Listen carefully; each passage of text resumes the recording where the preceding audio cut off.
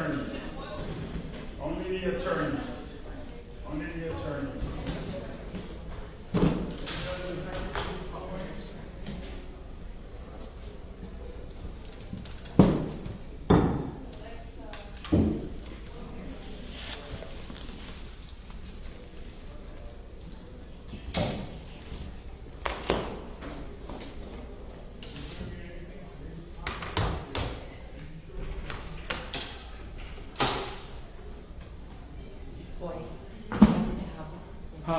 The feeling of home court advantage, you know? Yes, yes, that would be very nice. You know, all the back entrances. And we just happen to know everybody over there. What's that? That is one of the reasons why it's a good idea not to be an expert. Yes. Well, it's funny, you know, It sort of came naturally to me, but become friends with the clerk is like rule number one. It's rule number But one. I'll tell you what, like, initially it can be really difficult because it can be so ornery. Listen, I'm just doing my job, but you know what? You just smile. I would say some are more warm and fuzzy than others, but even the tough ones, Yep, you can win them you can over. win them over. Everybody, well, especially kind of when they, you know, see us working, professional.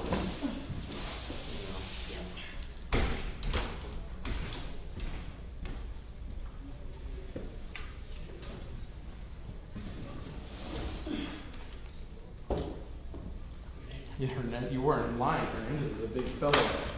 All of our witnesses are. I tell him he's the man of 1,000 hairstyles and mustaches because every time I see him, it's a little different.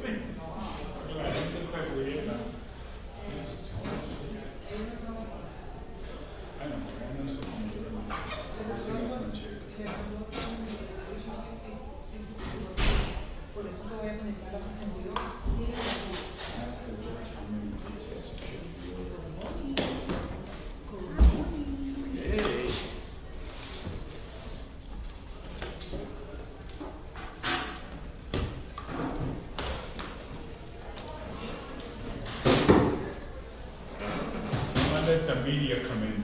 Oh, yeah. I just meant like, you know, the general.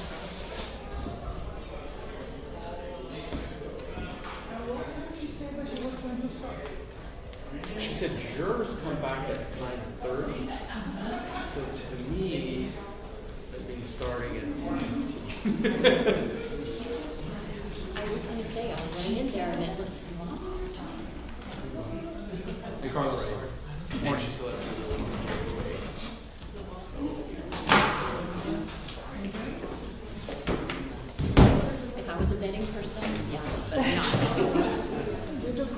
No. I have other reasons. Yeah, right.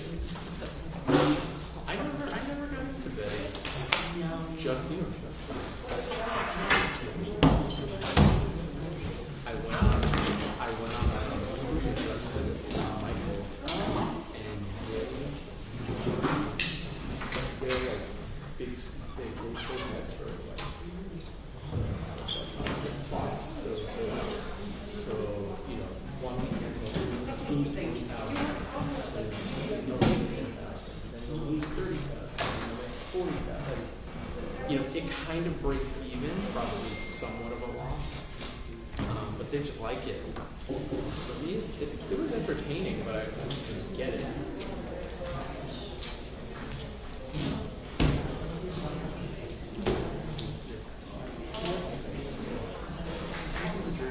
I wanted to see it, you know.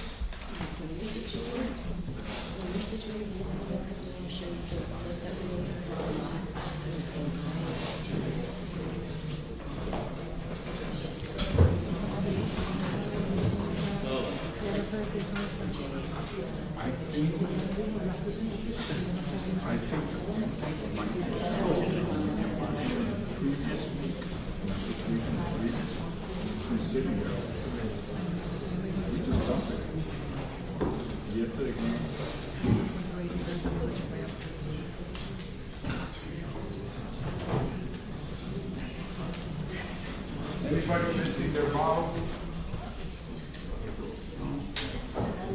Somebody missing their bottle? Let me find out.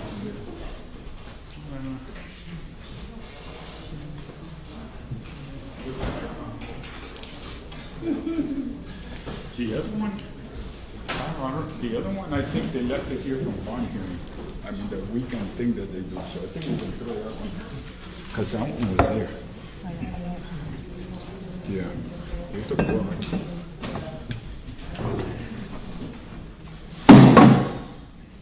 Wow, that was loud.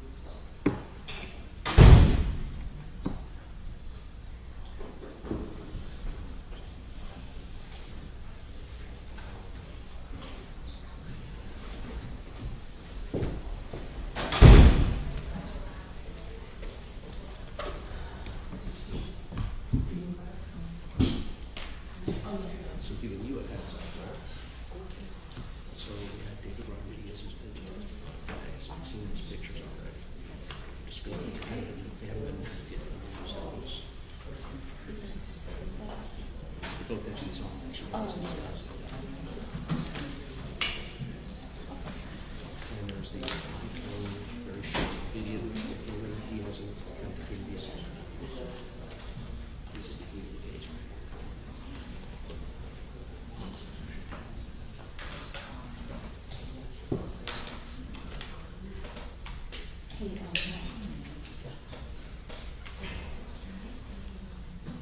Sure. This one.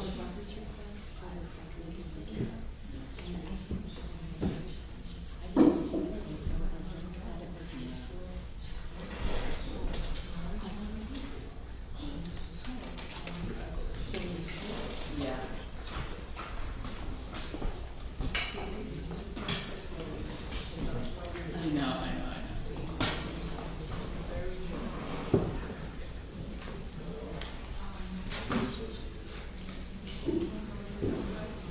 It seems like it, yeah.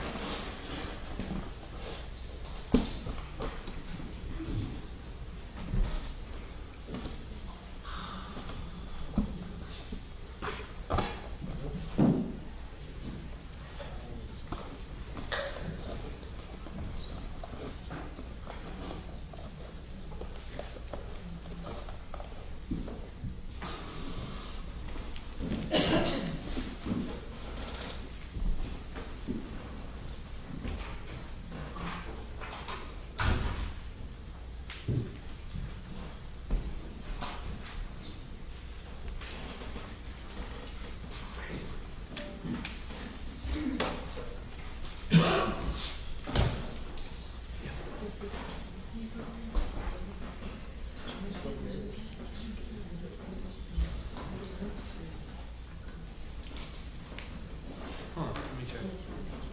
Yeah, let me check. Thanks.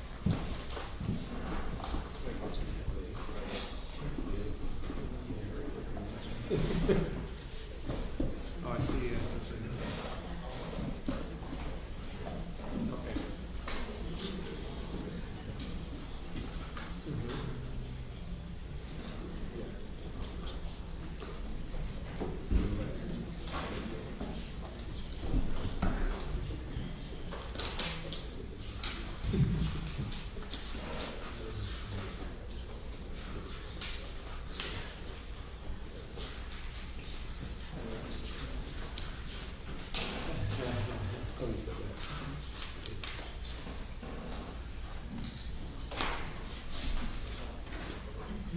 Yeah, just change it.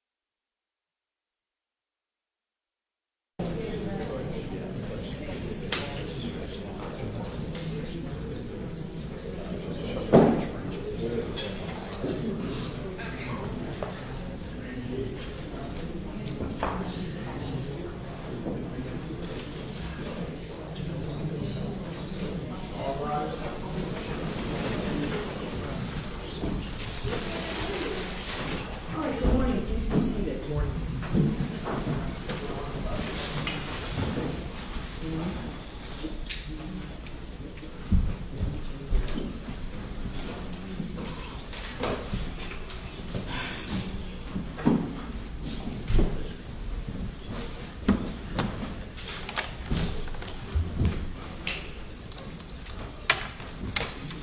right, good morning, everyone. State of Florida versus George Pino, parties announced. Good morning, Your Honor. Laura Adams and Jonathan Borst on behalf of the state of Florida. Good morning, Your Honor. On behalf of George Pino, who's present, Howard Strebnick, Mark Shapiro, Ed Armelino, and Janelle Gomez. Good morning. Good morning. This is working her way in. Mr. Pino, would you please stand and raise your right hand and be sworn? You swear affirm any testimony you give will be the truth, whole truth, nothing but the truth. I do. Thank you, sir. Thank you. Proceed.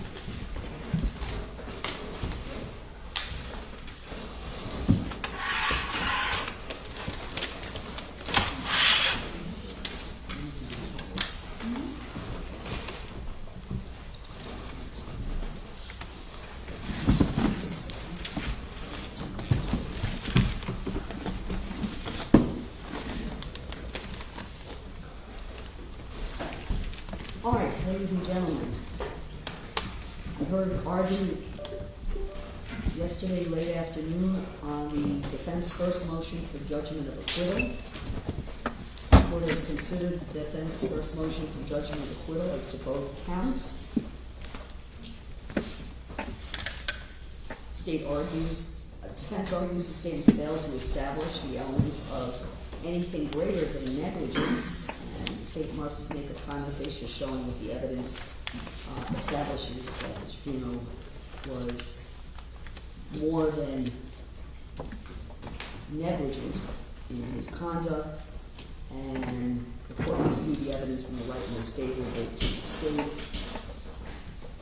Having reviewed, listened to the evidence, the testimony and the evidence, reviewing the evidence, the court respectfully denies the defense motion for judgment of acquittal as to both counts 1 and 2. Proceed.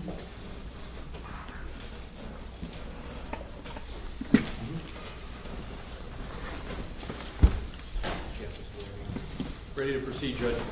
We were going to recall Lieutenant Paul Albert to present the additional information and a few additional From questions. yesterday, okay.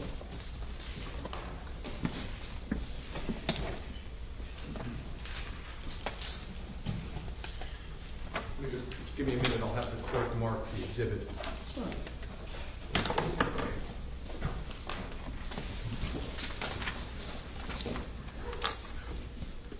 That's going to be our next exhibit.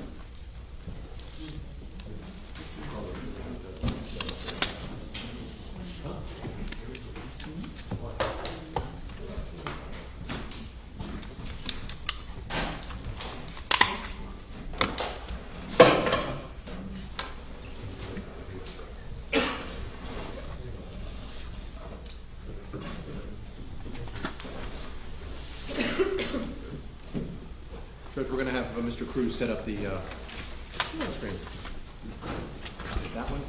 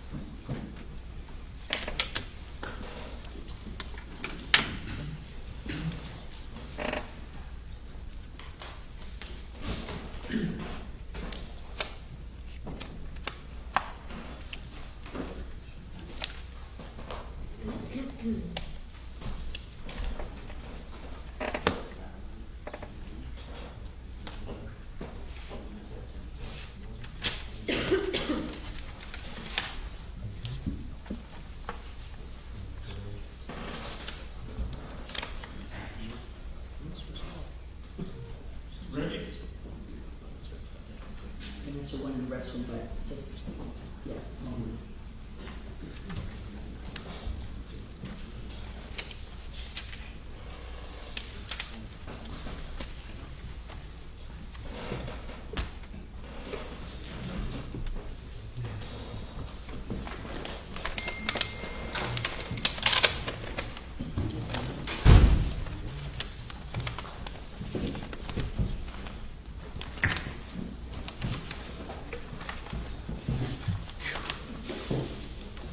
Ready now? All right.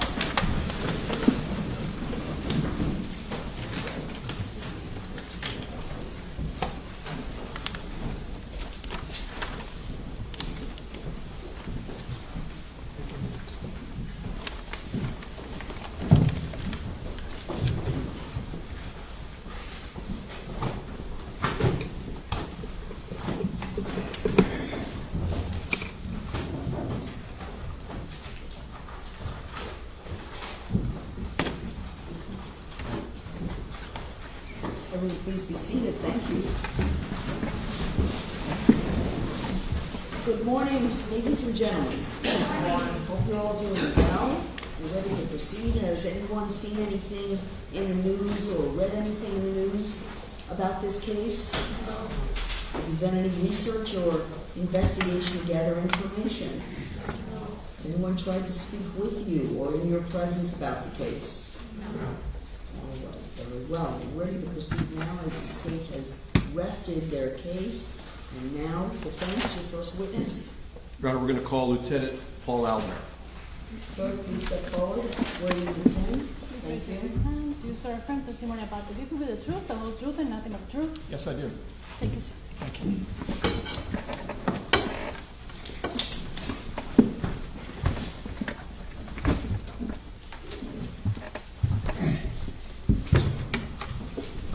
Good morning. Good morning. May I proceed, Judge? Yes, sir. Lieutenant, yesterday when you were here, we talked about some issues regarding tides and such. Since the time we spoke, you did some additional research? I did. Okay, great.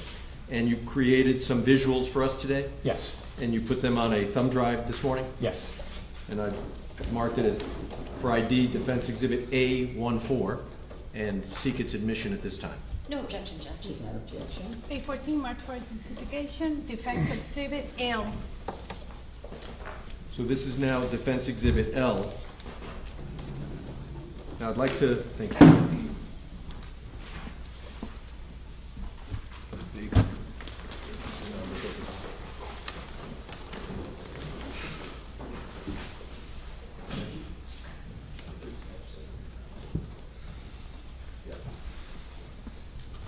So Lieutenant, yesterday we were talking about the area where the incident occurred, and this is State's Exhibit number 2.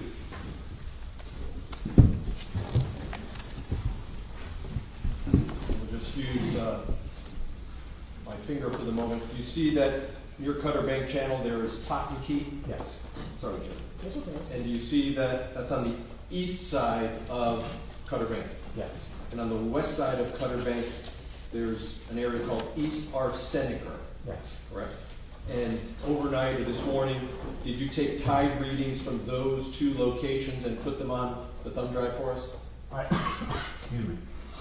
I got the tide data from the NOAA tide charts. Okay, so if you would tell the jury, what is NOAA and how do you spell that? NOAA, NOAA, it's National Oceanic and Atmospheric Administration. They make all these charts and they provide weather and tide and wind forecasts. And you consider that a reliable source for tidal information? It's a basic standard in navigation, yes. Okay. And you were able to read from the information available from NOAA when was high tide at Totten Key on September 4, 2022, and when was high tide at East Arsenicer on that same date? Yes. Okay. So I would ask that we publish at this time your exhibits for that purpose.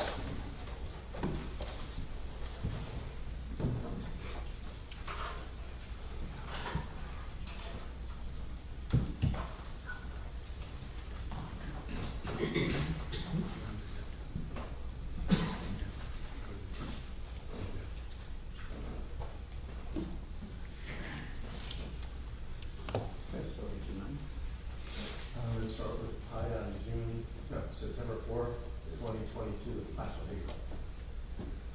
Okay. And you have your computer, you want to rely on this just the same? Then maybe you can have a seat here with us. Okay. And so September 4, 2022, oh, I have a pointer today. I think.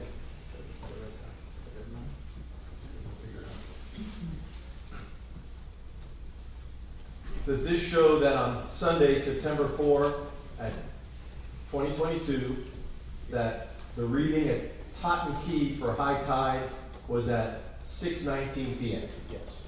And the elision occurred at 6:37 p.m. Was it 6:30? Yes. So it's about 20 minutes later. So just shy of 20 minutes after the high tide at Totten Key. Yes. Okay. Now let's look at East Arseniker.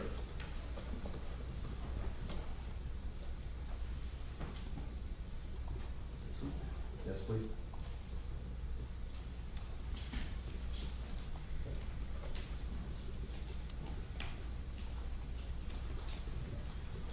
East Arseniker for September 4, 2022. Where do we see the high tide time for that?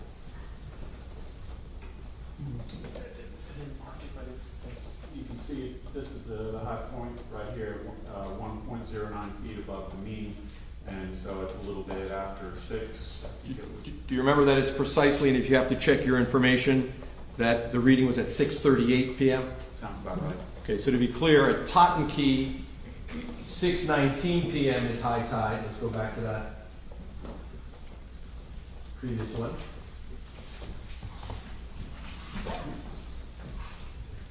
See where we are. That's the date of the reconstruction. What was the last one? Keep going back. And what does this mean, plus 1.39? So there's a mean water level, and then plus 1.39 is 1.39, so 1 1/3 foot, about 18 inches above the mean, and so it's just barely going below the mean at low tide like that. Okay. And so at 6:19 p.m. on the day of the incident, high tide at Totten Key was 6:19 p.m. Yes. And if we go to the next chart at East Arseniker, which is also on the map, that high tide event occurred at 6:38 p.m., 1.09 feet above the mean. Yes. Now, the incident occurred basically in between East Arseniker and Totten Key. Yes. Right? Incident is right around here, Yep. and there's East Arseniker, Yes. there's Totten Key, as they can see on State's Exhibit number 2. Right. Thank you. Now, let's take a look at the date of the recreation of the by Lieutenant Thompson, and you were on that one as well. High tide on June 9 of 2025 at Totten Key was 10:12 a.m. Yes. and it was at 1.12 feet. Yes. Okay. So on the day of the recreation, high tide didn't get quite as high as it did on the day of the elision, correct? Yeah, within a few inches, yes. Okay. Instead of 1.39, it's only 1.12. So it would have been 14 inches instead of 18 inches. Fair enough. And for this one, we just did Totten Key for comparison purposes. Now, when you and Lieutenant Thompson were doing the recreation, that was sometime before 9 a.m.? It was so the first pictures that I took, there's a picture of the channel marker with the buoy was just after 9, and then we did construct the runs through afterwards, but it took a little bit of time because we had to get the drone going. There were a lot of moving parts that day. Got it. So it was pretty close to high tide by the time. Got it. Okay, so that deals with the tide issue. Now, when you had done your report, you had recorded on your report that high tide on the day of the incident was 10:29 p.m. Yes. And that's 4 hours later than we are revealing today. Yes. And could that have been because it was on Greenwich time instead of Eastern Daylight Time, or do you know why that happened? It could have been a different tide station. I mean, the tide fluctuates. The tide is hours different between North Biscayne Bay and South Biscayne Bay, east and west. It could have been a number of factors. I don't remember which source that I used to grab that time. And do you know what source Lieutenant Thompson was using to determine tide when he testified? No. Okay. Okay, so that's the tide issue. Now, I also asked, and you were good enough to do another demonstrative showing at what point along the path of the Robalo that if the operator was looking down the channel at a moment in time, marker 13A would obscure marker 15. Yes. And you were able to do a study of that, yes? Yes. And if we can just put that on the screen. That's why I invited you to sit if you'd like, so you don't have to get up and down. It's up to you. I need the exercise.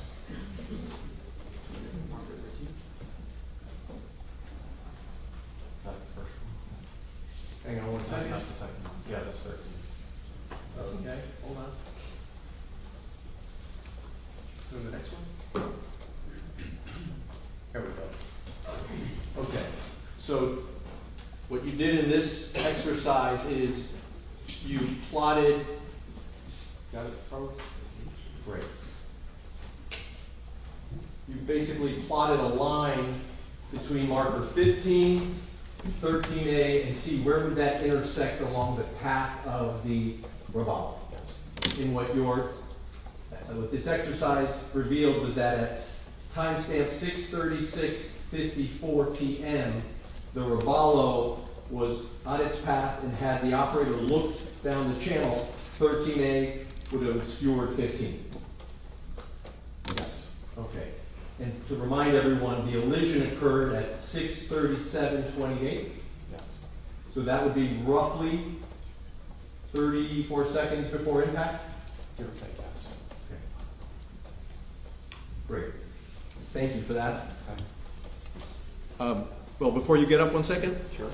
There was also another point in time where marker 13 might have obscured marker 15 in the distance, correct?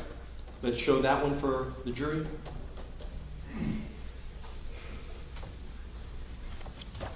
No?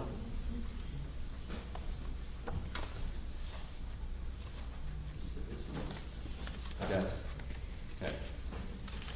And so at this moment in time, 6:35:26.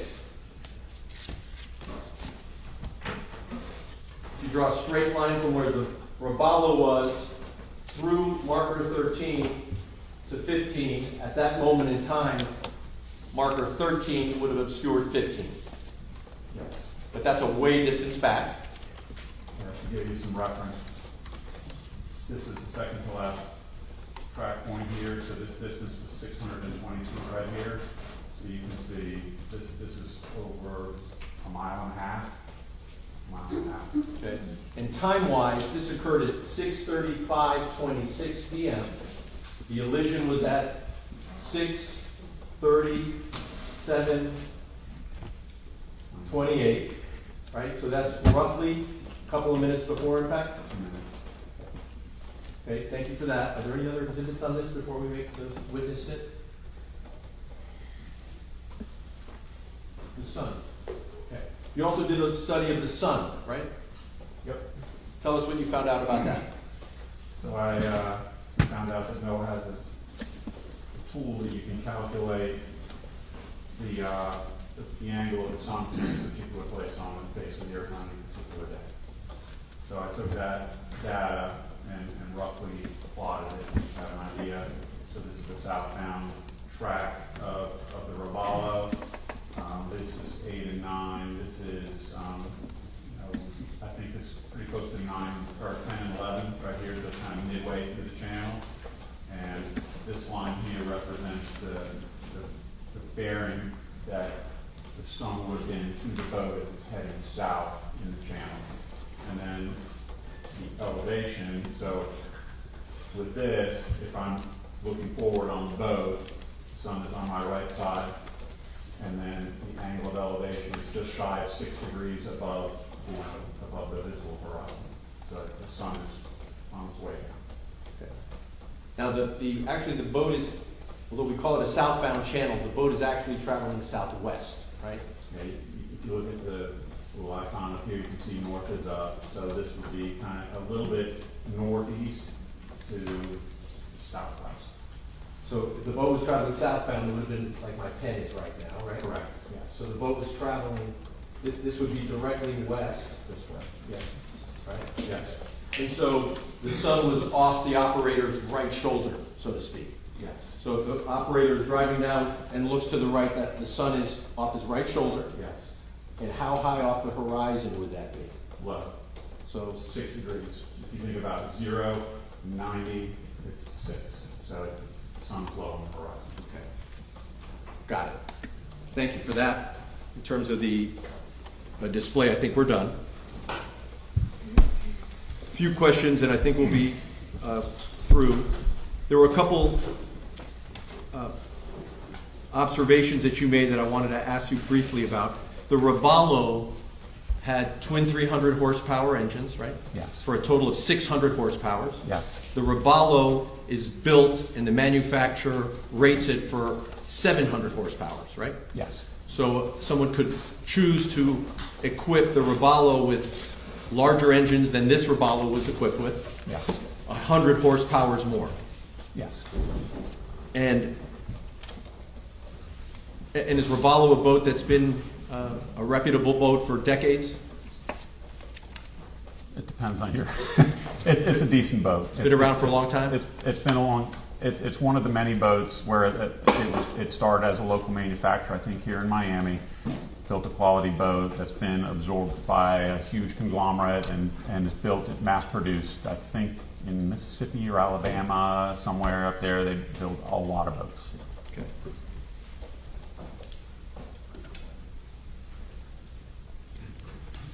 You discussed the lookout rule. Question, is it, the lookout rule allows one person to operate a boat with no one else on the boat? Yes. Okay. And we see police officers operating solo from time to time? I did many years. Okay. The prosecutor asked you yesterday about passing on the right. Did you say stay to the right? I think you said is like on a highway or on a road. Yes. In Cutter Bank Channel, it is permitted, is it not, for the operator of a boat to navigate outside of the channel if there's enough water depth? It's not against any of the rules to operate outside of the channel. No. Okay. The channel is meant for boats that for sure need that depth of water, a large boat with a big keel, right? Yes. I mean, a prudent operator would choose to operate in the channel, given the choice between a known maintained waterway and a shallow bank. A prudent operator would typically stay in the channel. In this Cutter Bank Channel, there's enough water given the draft of the Robalo for the Robalo to operate outside of the channel. In some areas. And when an operator is in the channel, the operator can exit the channel at any point in time, provided there's no risk of a collision. Yes. And the operator can go to the left of the marker or the right of the marker, provided there's no risk of collision with another vessel. I'm going to need a little bit more than that. Like, can be a little more specific. Yeah, someone's going down the channel southbound and wants to just sort of head into the flats. If there's no oncoming traffic, the operator can make a left turn and head into the flats and Yes. go that way. Yes. Personal flotation devices, PFDs, life preservers, life savers.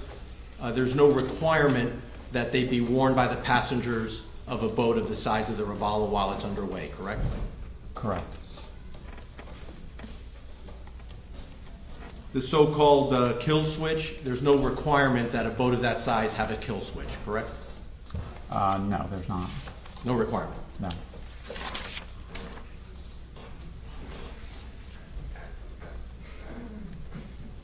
flares. There's flares on their label sometimes expire. Yes. Okay. And flares that are expired can still work, although they may not be acceptable under some regulation, They might still work. if they're kept in the right condition. A lot of people misunderstand the rules, though. All the safety gear that's kept on the boat has to be in a serviceable condition, so having unserviceable flares is technically a violation. Do I write tickets for that? No, but I would tell people you need to get rid of those, and it's not easy to get rid of them because it's a hazardous material, but all the equipment on your boat, the safety equipment, should be in serviceable condition. And do you know whether the flares on the Robalo were in serviceable condition? No, You just don't know.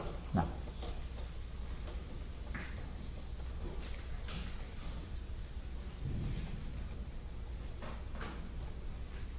One moment.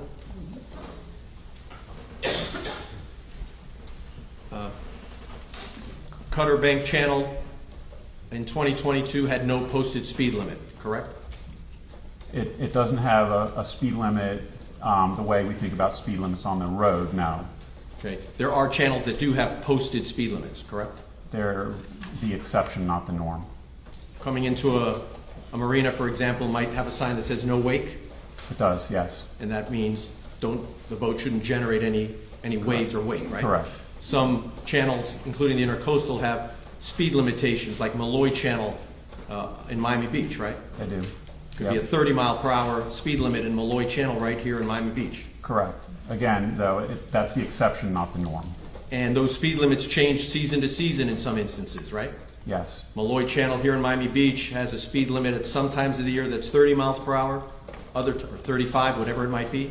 Other times of the year there's no posted speed limit, right? Objection leading. A little bit, so probably sustained.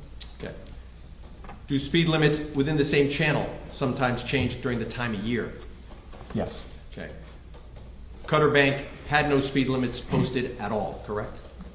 There's speed limits everywhere, just not the way that we associate speed limits on the road. No posted sign saying speed limit at Cutter Bank Channel back in 2022, correct? There's not a numerical speed. There's not a numerical speed limit for Cutter Bank Channel. Neither then nor now. Correct. Thank you. That's all I have, Judge. Russ?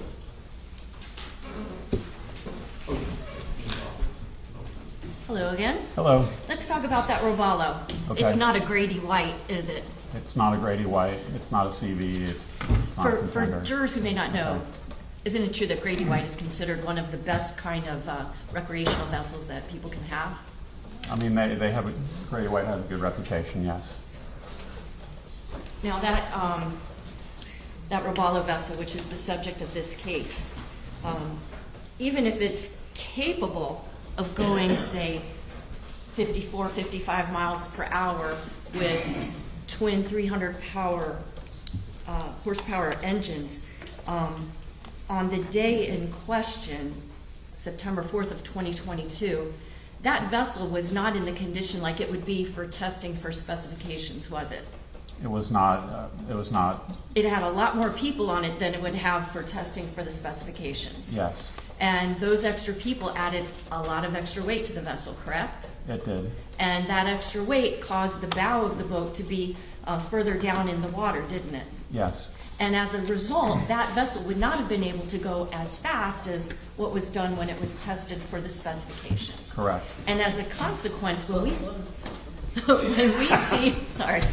when we see the speed of that vessel traveling between 43 and 47 miles an hour, that's indicative to you, given the amount of weight on that vessel, that the defendant was operating at full throttle through that channel, right?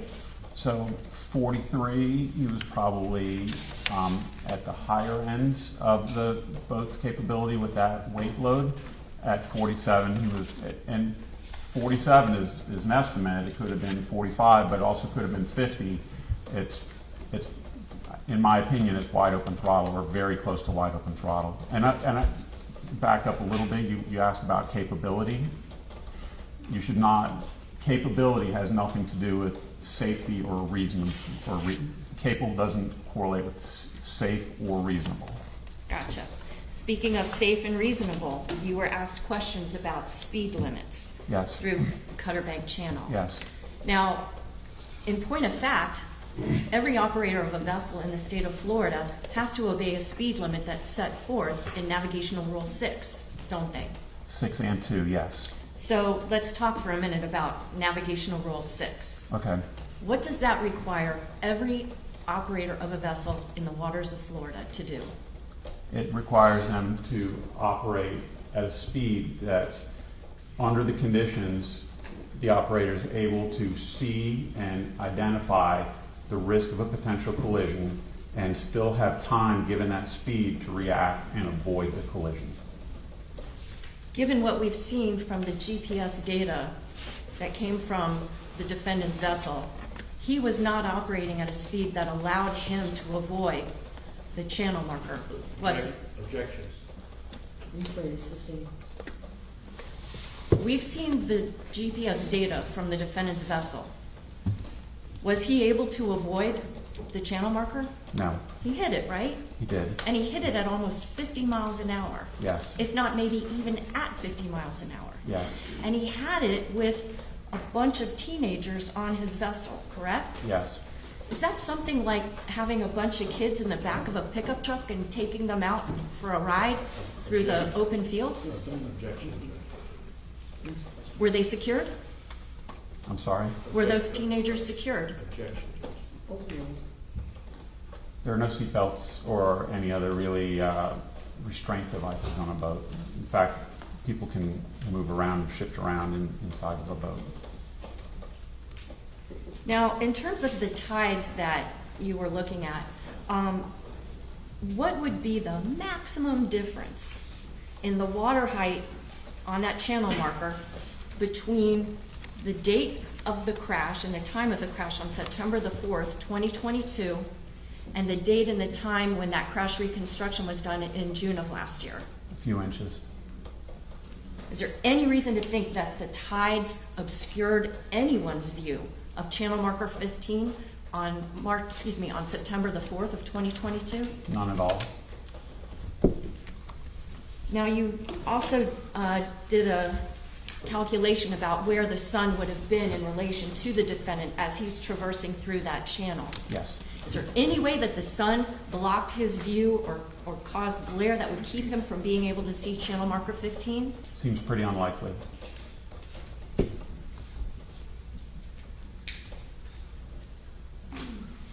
Is it your opinion that the sun in any way contributed to this crash? No. You also were asked about whether or not channel marker 13A, the one before 15, would block the view of channel marker 15 from where the defendant's track was. Yes.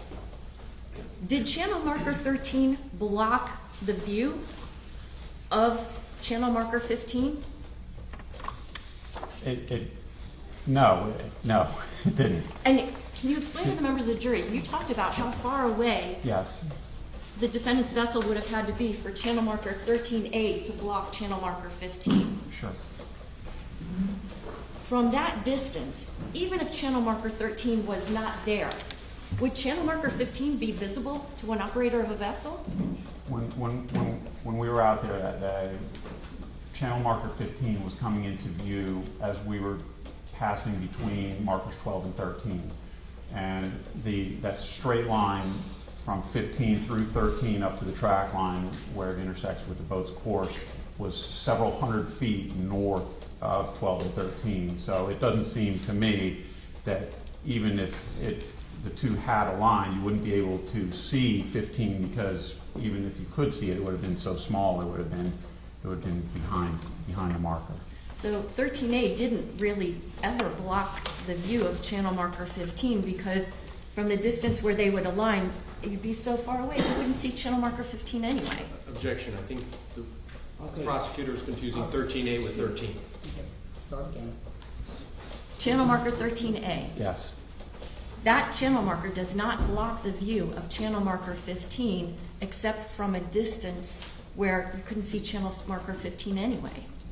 Correct. Where the boat was that day, that's correct, yes. Now, yesterday, Mr. Shrevenick said, hi, I've not met you before, right? Yes, And you haven't met Mr. Shrevenick before yesterday, right? I have not. But you didn't mind doing some extra homework for him, did you? Okay. Did you charge him for this work? No, You charging the state attorney's office for that extra homework? no, But this wasn't the first time you ever spoke with a member of the defense team, right? correct. In fact, you spoke with Mr. Shapiro, Mr. Shrevenick's partner, previously, right? Yes, And that actually was on Tuesday, January the 6th, 2026, right? I'll take your word for it. I'll tell you what, Yes. with looking at this refresher recollection. Sure.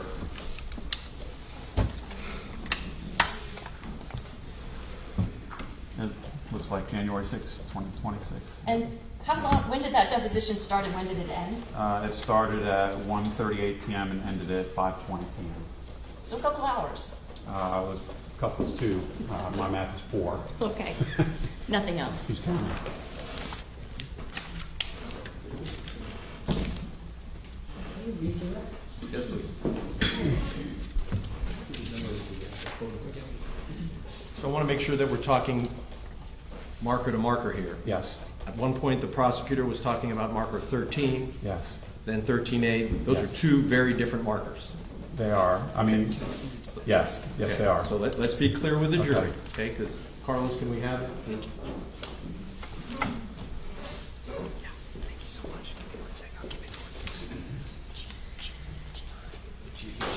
Just have the whole file. Yep, GH9. That one right there. So, Carlos, if you could read thumb drive. The first one, not today's. Nancy? No, I need today's. Today's? And yesterday's. Okay.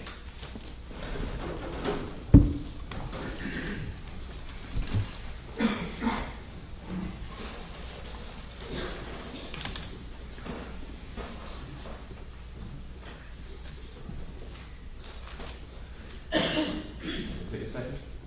Okay. While he's rebooting the computer, let's talk about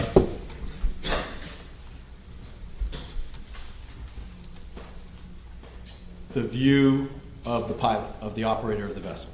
Yes, So, prosecutor was asking about obscure view from the operator's point of view, right? yes, Okay. We talked yesterday about passengers seated in the bow, yes, and I'll use the phrase with their butts on the cushion, right? There would be torsos and heads above the gunnel line, yes, and if they're waving their hands, yes, that combination, in your perspective, would obscure the view of the operator, right? and it would have been his responsibility to recognize that problem and address it immediately because it's causing a safety problem. Fair enough. Yes. But to be clear, it is your view, as you testified in that deposition, Yes, that the passengers seated were on the cushions, designated seating by Roballo, simply waving their hands Yes. would obscure the view of the marker. yes, And it might mean that the operator of the vessel wouldn't see the marker when that's going on. yeah, yes, that's his responsibility. And your view is, if you said it 3 times now, it would have been his responsibility to have the girls stop putting their hands up, right? Yes. You also used the term designated seating. Again, I'm going to refer back to what I said before. Just capability doesn't mean that it's safe, and it's not always safe to be seated in that spot. Okay. And by the way, if the boat had not alighted with the marker, okay, Yes, there'd be no suggestion, nobody would have been injured, correct? not given the circumstances that we've had. This was right a now. calm day, Yes, right? The Is the seas, objection leading? you're right. Describe for the jury the conditions of the day. so the prevailing circumstances was that the day was a light chop. Okay. Yes. There was still an hour's worth of sunlight. Yes, Okay. And this Roballo, it may not be a Grady White, yep, but this Roballo is rated to have even more horsepower than it did. I did. Objection leading? Yeah, Jonathan. Okay. Are you able to get that up? Okay, let's do it. Now, let's start with, let's just do marker 13A. Second one. There you go. Exhibit. We're in exhibit L. Okay. We talked earlier that where 13A obscures 15 is at 6:36:54 p.m. Yes. Are you telling the jury that marker 15 was not visible at that time, or it was? So, when I was out there, naked eye, when I was passing between 12 and 13, 15 is just starting to come into view. So your testimony now is that this is roughly 34 seconds to Yes. impact? Yes.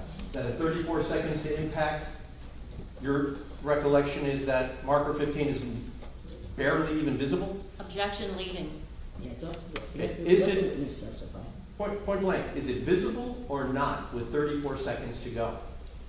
At 34 seconds up here traveling 43 miles an hour, it was not visible here. It's just coming into view as you cross between 12 and 13. You can see it pretty clearly up here. You can see it very clearly here. Okay. Yesterday, we showed the jury exhibit, I think it's G. Yes. Okay. And we're going to put it up, enlarge it. Okay. We see 13, Yep. we see 13A, Yep. we see 14 and 15 in the distance, right? Yes. Are you saying this was not visible on the day of the impact? Objection leading. I'm asking, was it or wasn't it visible, 15, on the day of the impact? I don't know where that picture, what perspective that picture was taken from or what zoom rating it was on the camera. I'm telling you from naked eye, when I was running the boat, I'm sorry, when Lieutenant Thompson was running the boat through the markers here, when we were at 12 and, not 13, 13, 15.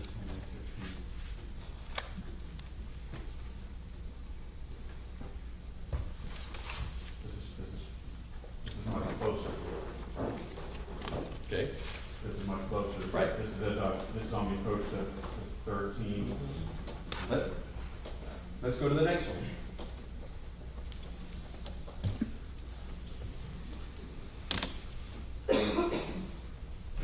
Go to the next one.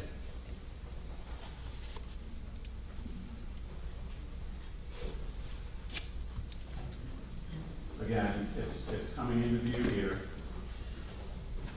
You can see just a little bit of green marker right there. Okay. True or This- false? This is closer, and I don't know how far you have your Okay. lens zoomed in, but this is closer than where the intersection of the lines are. Okay, so I'm just trying to understand from your perspective, with 34 seconds to go to impact, was marker 15 visible to the operator? It's coming into view. It would be coming into view if it was in front. And at 34 seconds to go, if it's coming into view, it's still being obscured by marker 13A, correct? Objection leading. Who's leading, Ken, so. Was it being obscured by 13A? Objection calls for speculation. I'll rephrase. Did the exercise you did for the jury Yes. show to the jury that with 34 seconds to go, 13A obscures 15? Let me see if I can. For a moment in time, as it's supposed going 43 miles an hour to the channel, at an instant in time, this marker 15 is just coming into view, would have been obscured for a brief moment by 13A. Fair enough. And so, to finish our conversation today, with 9 seconds to go, if the operator had seen the marker, that would have provided sufficient time to avoid the elision. At 9 seconds to 9 go. seconds? Yes. 8 seconds to go. Yes. 7 seconds to go. Yes. 6, Potentially. 5, Yes. 4. Now he needs to make an adjustment. Under the rules, it says that you have to take early and substantial action. A Of course, prudent if the- mariner wouldn't wait 4 seconds to make a maneuver. Okay, 3 seconds might be too late. with 3 seconds to go. Then you're making an abrupt maneuver with a heavy load on the boat. And so if the operator didn't see the marker, for whatever reason, whatever distraction, the operator would have lied with the marker, right? Yes. Thank you.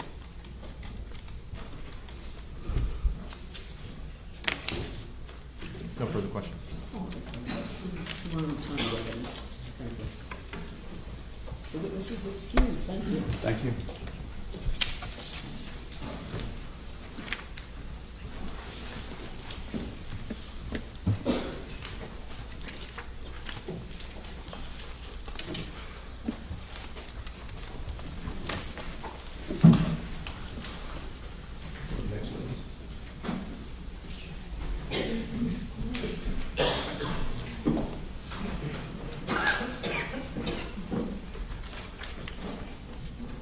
We're just confirming that the next witness is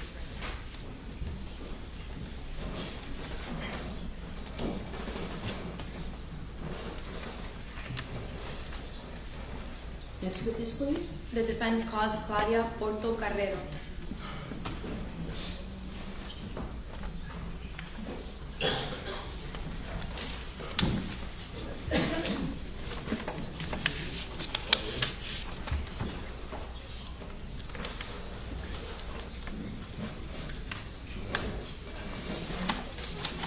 One moment, Your Honor.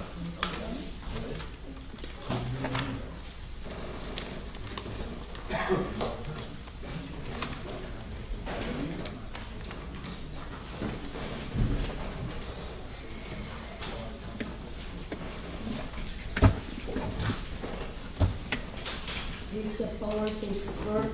Raise your right hand and be sworn. Do you swear or affirm testimony about to give will be the truth, the whole truth, and nothing but the truth? Thank you.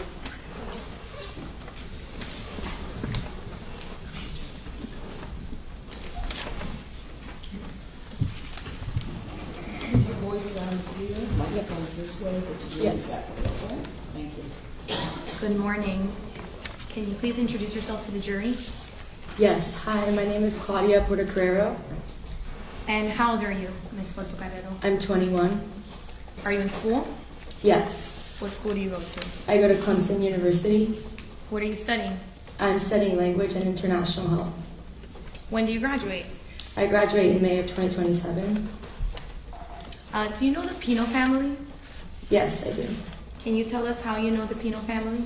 Yes, I've known the Pino family my whole life. My mom is cousins with Ceci George's. Just slow down just a little bit. Okay, thank you. Do you know or did you know Miss Lucy Fernandez? Yes, I've also known Lucy my whole life. How did you know Miss Fernandez? We went to school together since we were 4 years old at Epiphany. And before September of 2022, did you know Caterina Puig? Yes. Can you tell us how you knew Miss Puig? Yes, Kati was also one of my closest friends. We also started Epiphany together when we were 4 years old. Are you still friends? Yes. Were you at Ocean Reef with the Pinos the weekend of September 4th, 2022? Yes. What were you doing in Ocean Reef that weekend? That weekend we were celebrating Ceci's 18th birthday. Were you on a boat on September 4th, 2022? Yes. Were you involved in a boating accident that day? Yes. Before the accident, were you at a sandbar? Yes. Do you remember the name of the sandbar? I don't remember. Do you know how you arrived at the sandbar? By boat. Who was driving the boat? George. So, when you were at the sandbar that day, can you tell us who else was there with you? Yes. There was 10 girls on the boat, I believe. And there was other boats at the sandbar as well. Do you remember who was on those other boats? I remember that there was about 4 boats. Okay. Can you tell us who was on them, if you remember? Yes, I remember the Suarez family was there, the Fernandez family, the Portuondos, and the Pardos is who I remember. Okay.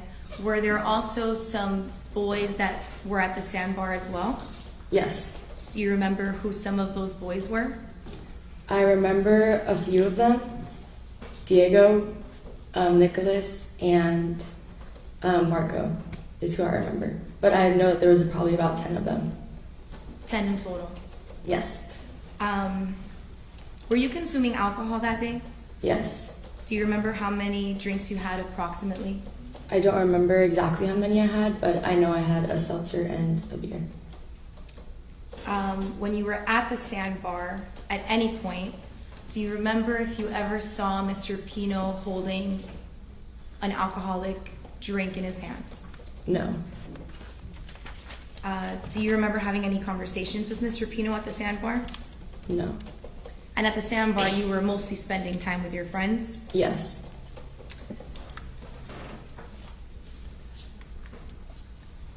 When you were leaving the sandbar, talk to me about when you were leaving the sandbar and what happened. So when we got back on the boat, pretty much what I remember is we were dancing on the back of the boat, just really having a great time all together. And then we all took our spots and we left. And was Mr. Pino on this boat as well? Yes. Did he seem intoxicated in any way? No. Did he seem impaired in any way? No. So this accident, did it happen on the way back from Billy's Point back to Ocean Reef? Yes. Where were you sitting on the boat, if you remember? I was sitting towards the front of the boat. And so during the boat ride back from Billy's Point, can you describe how that boat ride felt? It felt like nothing out of the ordinary. We were, again, just all really happy and enjoying our time together. How did the speed of the boat feel to you? Nothing out of the ordinary. Did you ever tell Mr. and Mrs. Pino to slow down or to change the way that they were operating the boat? No. And prior to the accident, had you been on a boat before? Yes. Do you recall how many times, more or less? I know it's hard to tell, but if you can describe for us how many times you've been on a boat before. I would consider myself a pretty experienced boater. My family never owned a boat, but I had gone on boats with my friends my whole life. Had you been on a boat with Mr. Pino before? Yes. And this boat ride on September 4th, prior to the accident, did it feel any different than any other boat ride you've taken in your life? No. So back to September 4th, that boat ride from the sandbar to Ocean Reef. What were you and the rest of the girls doing during the boat ride? I just remember we were really happy, singing, enjoying our time together. So there was music playing? Yes. And you mentioned everyone was sitting. Everyone was sitting on the cushion of the boat? Yes, in their respective spots. Was anybody sitting, and I learned this term just the other day, so it's okay if you don't know it. Was anybody sitting on the gunnel of the boat? It's like the railing. See that railing over there, kind of the railing of a boat? No. None of the girls were sitting on top of that? No. Okay. So you were saying that some of the girls were singing and they were dancing in their chairs. Did any of the girls have their hands up in the air? Yes, I would say a good amount of us probably, as we were singing. Okay. Now, what happened after the accident, after the impact? I just remember opening my eyes after the impact and seeing a lot of white. And the first thing I saw when I opened my eyes was George, and I thought he was dead. I just saw a lot of blood gushing, and then my friends were telling me that I had to get out of the boat. And by the time I was going to get off the boat, it was kind of almost flipped. So instead of jumping from the boat, I practically stepped into the water because of how tilted it was. And then I honestly, I don't remember much. I just swam, and I swam to where Ceci was with Gati, and I tried to help her keep her afloat. And then at that point, we saw the rescue boat, and I was just helping wave them down until they were nice enough to help get Gati onto that boat. Okay, so a moment ago you mentioned that you thought Mr. Pino was dead. This was after the impact. Can you tell us why you thought that? How did he look to you? Yes, I just thought that because there was a lot of blood gushing from his head and he seemed unconscious. Do you remember if his eyes were open or closed? I don't remember. At some point you said you ended up in the water. Do you remember if anyone said to jump into the water? Did you hear anybody call that out? Yes. I don't remember exactly who it was, but I know people were telling me I had to get out. Do you remember if it was a female voice or a male voice that said to jump? Definitely a female voice. Okay. One moment, Your Honor.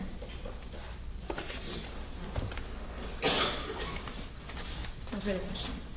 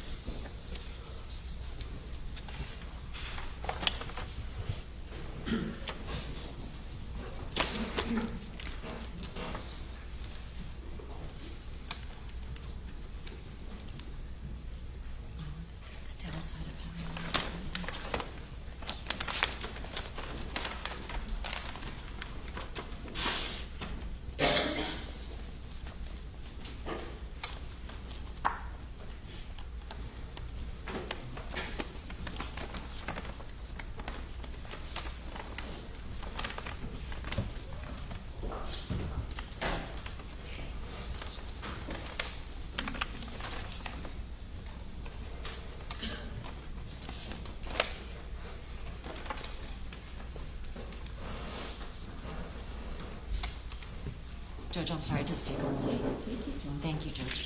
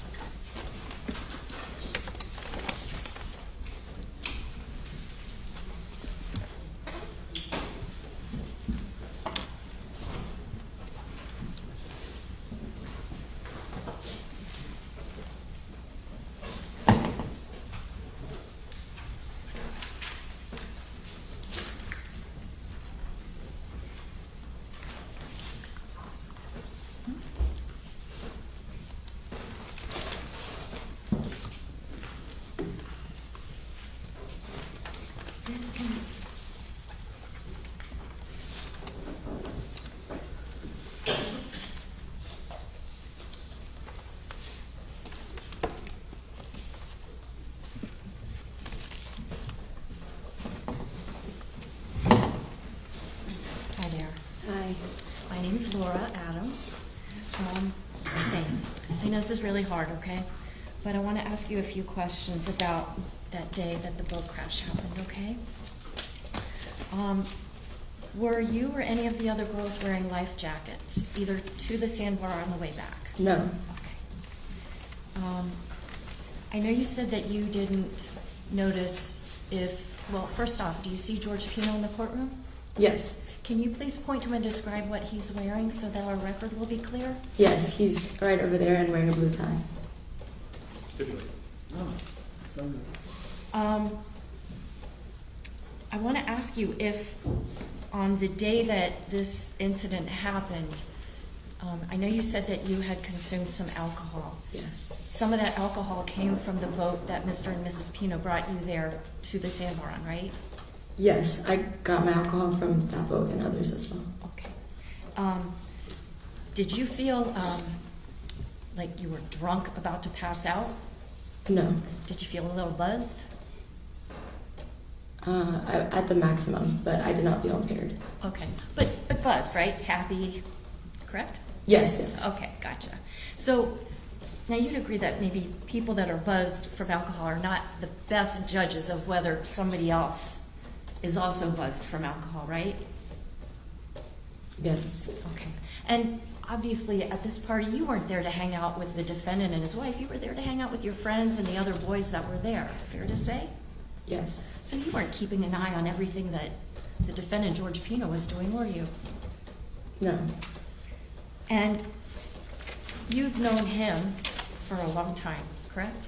Yes. And you had faith and trust that he'd be able to safely take you and your friends back to Ocean Reef for the party that was going to be that night, right? Yes.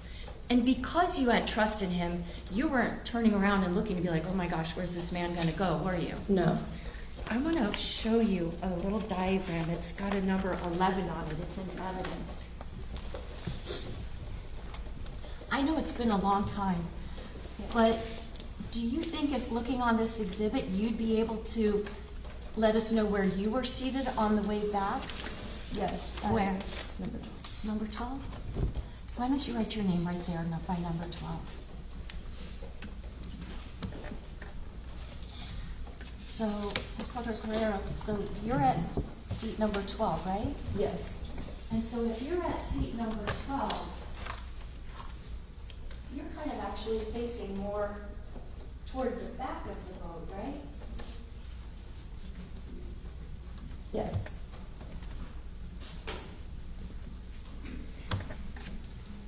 So in order to see what was ahead of you, if you're here at seat number 12, you'd have to be looking like this, right?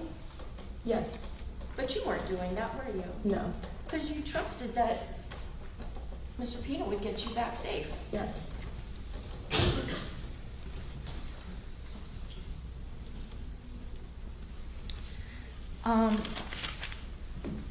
Do you remember the, let's say, 5-10 seconds prior to when that crash happened? I would say 10 seconds before, yes. And tell us exactly what you were doing then. I was singing with my friends. Okay. Did anybody stand up? No. In those last 10 seconds, were people holding up their hands to block the defendant's view? People were waving their hands as they were singing. I'm not exactly sure if they were directly above, but I don't believe so. Okay. So from your vantage point, there was nothing anybody was doing at the front of that boat that would have made it impossible No. for the defendant to see what's in front of him, right? No. Okay, thank you very much. Oh, wait, actually, I did want to ask you something. Showing you State's Exhibit number 1. This was your friend Lucy, right? Yes. And you knew her for how long? My whole life since we started Epiphany at 4 years old. I'm sorry for the loss of your friend. I don't have anything else. Questions, Judge? Oh, thank you. The witness is excused. Thank you.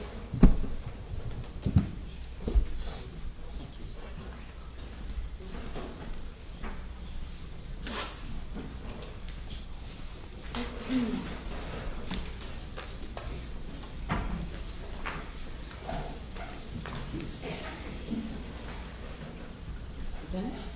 The defense calls Natalia Reed.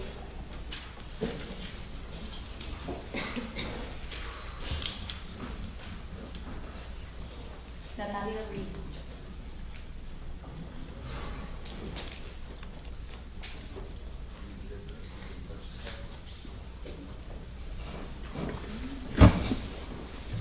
Please step forward, face the clerk, raise your right hand and be sworn. So her testimony about the people do the truth, the whole truth, and nothing but the truth. I do.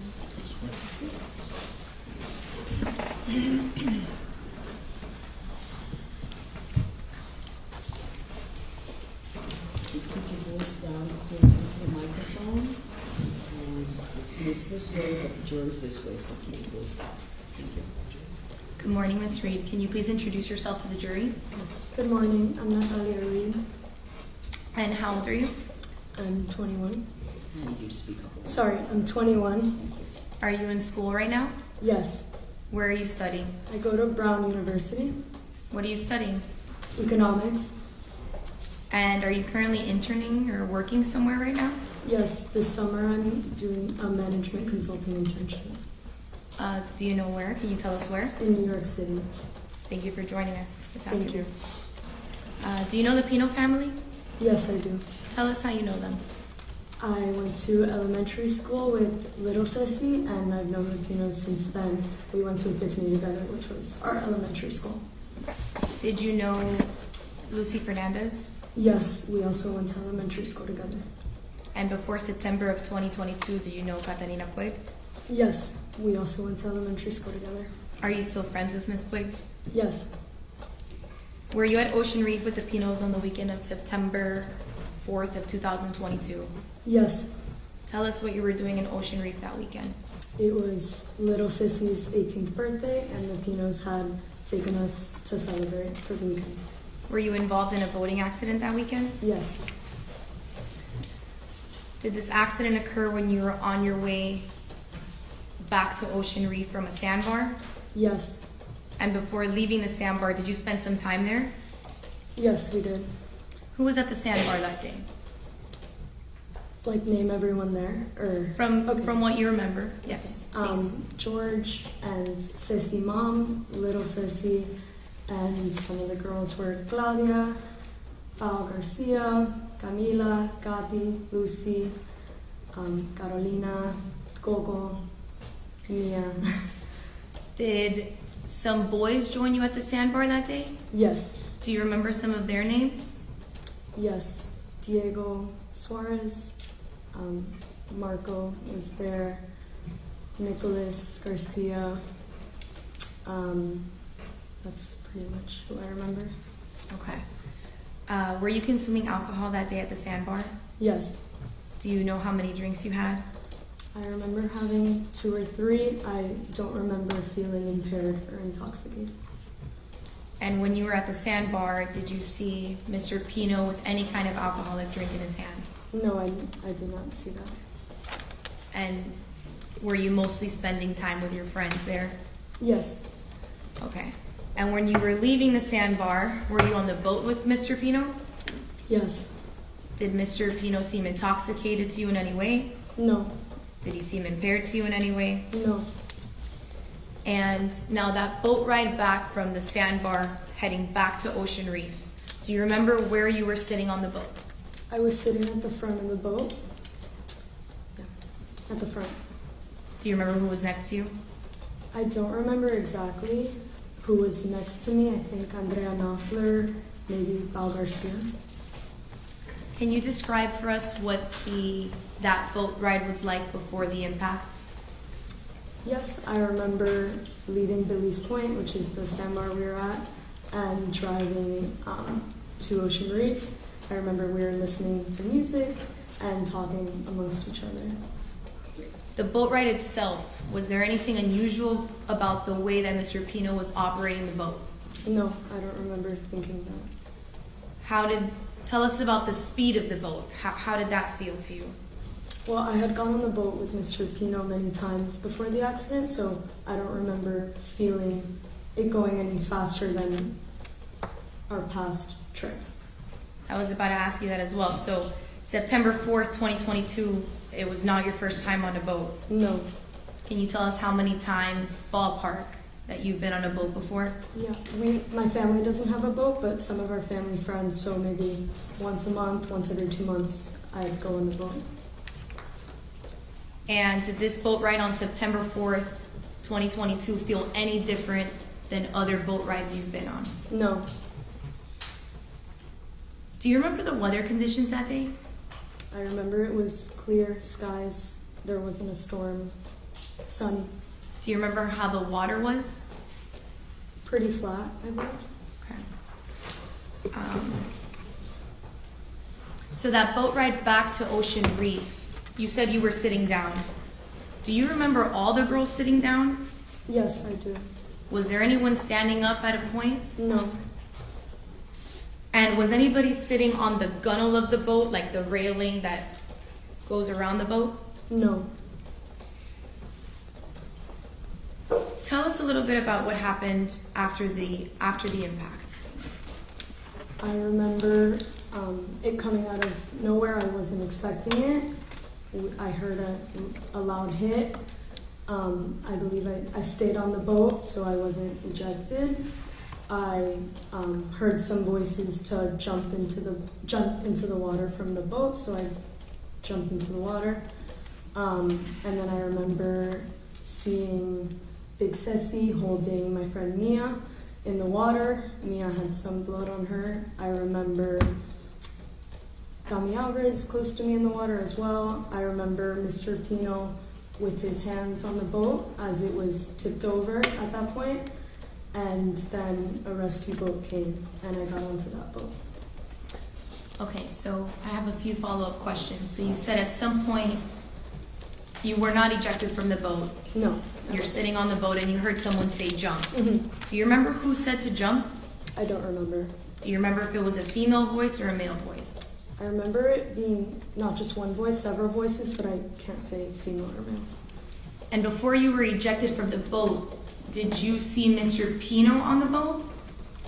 Yes, I remember for a split second after the accident seeing Mr. Pino laying between the console and the middle of the boat, and his eyes were closed as I remember. Again, it was a split second, so it was a little hazy, but I remember him, he had blood on his head, I think, and I remember thinking he was dead for that split second.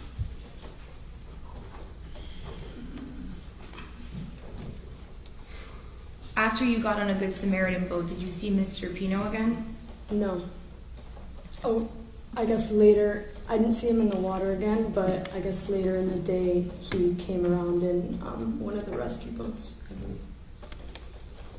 And you testified earlier that you've known the Pino family, you've known Mr. Pino a long time. Yes, I have. Has Mr. Pino ever confused you for Lucy Fernandez before? No, never. One moment, Your Honor. No other questions, thank you.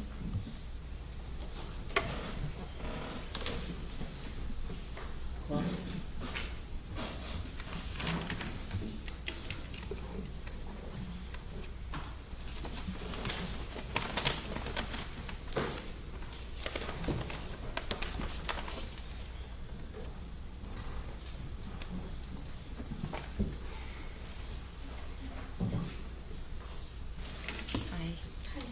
Good morning, still. Good morning. My name is Laura Adams. Nice to meet you. I know it's not easy to be here, but thank you for being here. The attorney for George Pino asked you about if you were still friends with Gatti Puig. Without getting into details, is she the same girl now that she was before that crash? No. That's okay, overall. Is she the same girl now as she was? No. On the day of this boat crash, was Kati able to walk around and talk and sing and dance? Yes. Objection. Oh, go ahead. Thank you, Judge.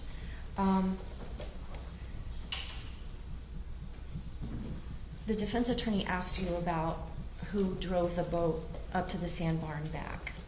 I think you said his name was what? George Pino. Do you see that person in court today? Yes. Can you please point to him and describe what he's wearing so our record is clear? He's wearing a suit and a blue tie. Okay. Stipulate. So stipulated. Now, on the day that you all were having this party, it was to celebrate his daughter Ceci's upcoming 18th birthday, right? Yes. None of you guys were 21 yet at that point, right? No. But Mr. and Mrs. Pino had provided in a cooler drinks, including alcoholic drinks, that you all wound up drinking that afternoon, right? There was seltzers in the cooler, yes. And those seltzers had alcohol in them, Yes. right? And there was some beer in there too? Yes. Okay. And the Pinos didn't say, hey, girls, this is off limits, not for you. They didn't do that, did they? Not that I remember, no. Okay. And so you didn't feel any, fear that you were going to get into trouble for drinking those seltzers or beers, anything like that, did you? No. Okay. Now, were you there at that sandbar to hang out with George Pino and his wife? We were there to celebrate Ceci's 18th birthday. Were you there mostly, though, hanging out with your friends? Yes. So you're not, like, watching George Pino every minute to see how much, if any, alcohol he's drinking, are you?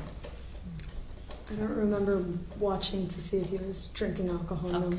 He wasn't your focus, right? No. Your friends were your focus. Yes, yeah. Okay. Now, it's been a long time. You're not going to get in any trouble, okay? But that afternoon, do you think that you got to a point where you were like falling down drunk? No. Do you think maybe you felt a little buzzed from the alcohol? Yeah, I remember having like 2 or 3 seltzers, so I felt a bit buzzed. Okay. In your buzzed state, did you tell George Pino, hey, I want to check and see if you're impaired by alcohol? No. And do you think that maybe people who are buzzed are not the best shape to determine who else might be buzzed? I don't know. Okay. You've been in college. Yes. Have you seen people buzzed? Yeah. Okay. Now, when you all were coming back from the sandbar to get back to Ocean Reef, was music playing? Yes, I remember. What kind of music was it? Do you remember? I don't remember exactly. But it was loud enough that you could hear it even over the sound of the engines and the boat going through the waves, right? Yeah, I remember hearing the music, Okay. yes. I'm going to show you an exhibit, and it's labeled as State's Exhibit number 11. It's kind of like a cartoon diagram, sort of the boat and the different seats where people could be. Okay. Do you see on this exhibit a location where you remember that you were sitting when this boat crash happened? I believe that was at 5 or 6. Okay, so I'll tell you what, let's do this. We'll put arrow to both. Can you put your name on there? Sure.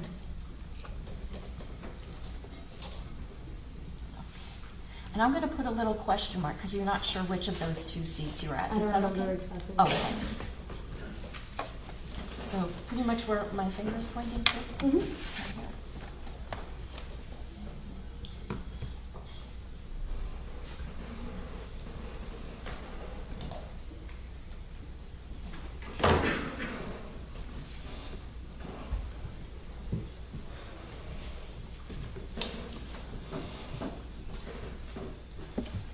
So, Ms. Whitney, where you were seated on that vessel, if I were to put myself, let's say, here,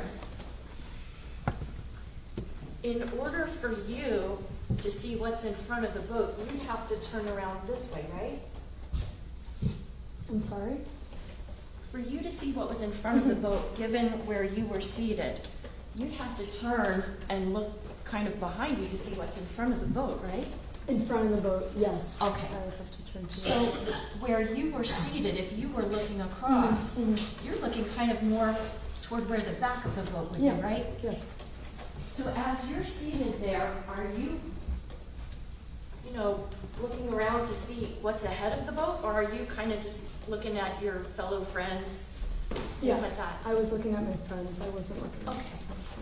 And speaking of the friends that were on the boat, there's a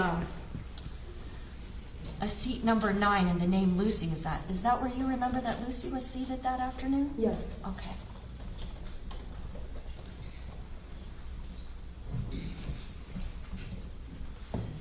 After that crash, were you one of the girls that was brought by the police over to an island while, they were trying to sort out everything that had happened? Yes. And some of the other girls that were not badly injured were brought there too, right? Yes. And during that time, did you see the defendant at that island? Yes. And the police, they didn't have him in handcuffs, did they? Not that I remember, no. He was able to walk around, right? Yeah. Did you have any kind of interaction with him? I think we had a brief interaction. I don't remember what it was about, but I remember seeing him. Okay. And then I just wanted to ask you, I'm showing you a picture. It's in evidence, and it states exhibit number 1 in evidence. Is this your friend, Lucy? Yes, And you knew her for how long? since elementary school.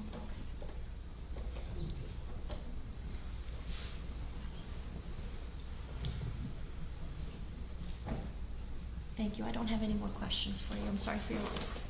Thank you. No redirect, Judge. Very good. Thank you. The witness Thank is you. excused.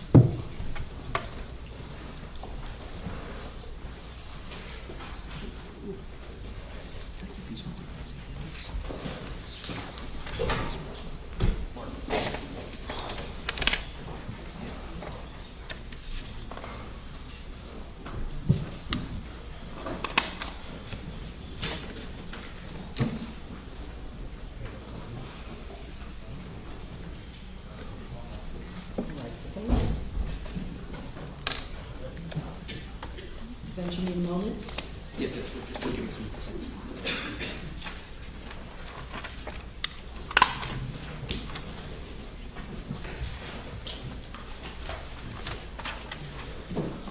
All right. Name of the witness, jury? Hamlet Rodriguez. Step forward, raise your right hand and be sworn. Please affirm testimony about to give will be the truth, the whole truth, and nothing but the truth. Yes, I do.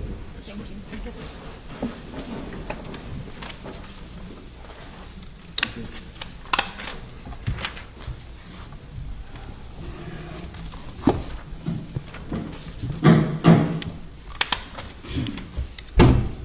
Good morning, sir. Good morning. State your name, please, for the record. My name is Hamlet Rodriguez. Mr. Rodriguez, my name is Mark Shapiro. I think you know that I represent George Pino. Is that correct? Yes. Prior to coming here to court today, do you know who George Pino is? No. Okay.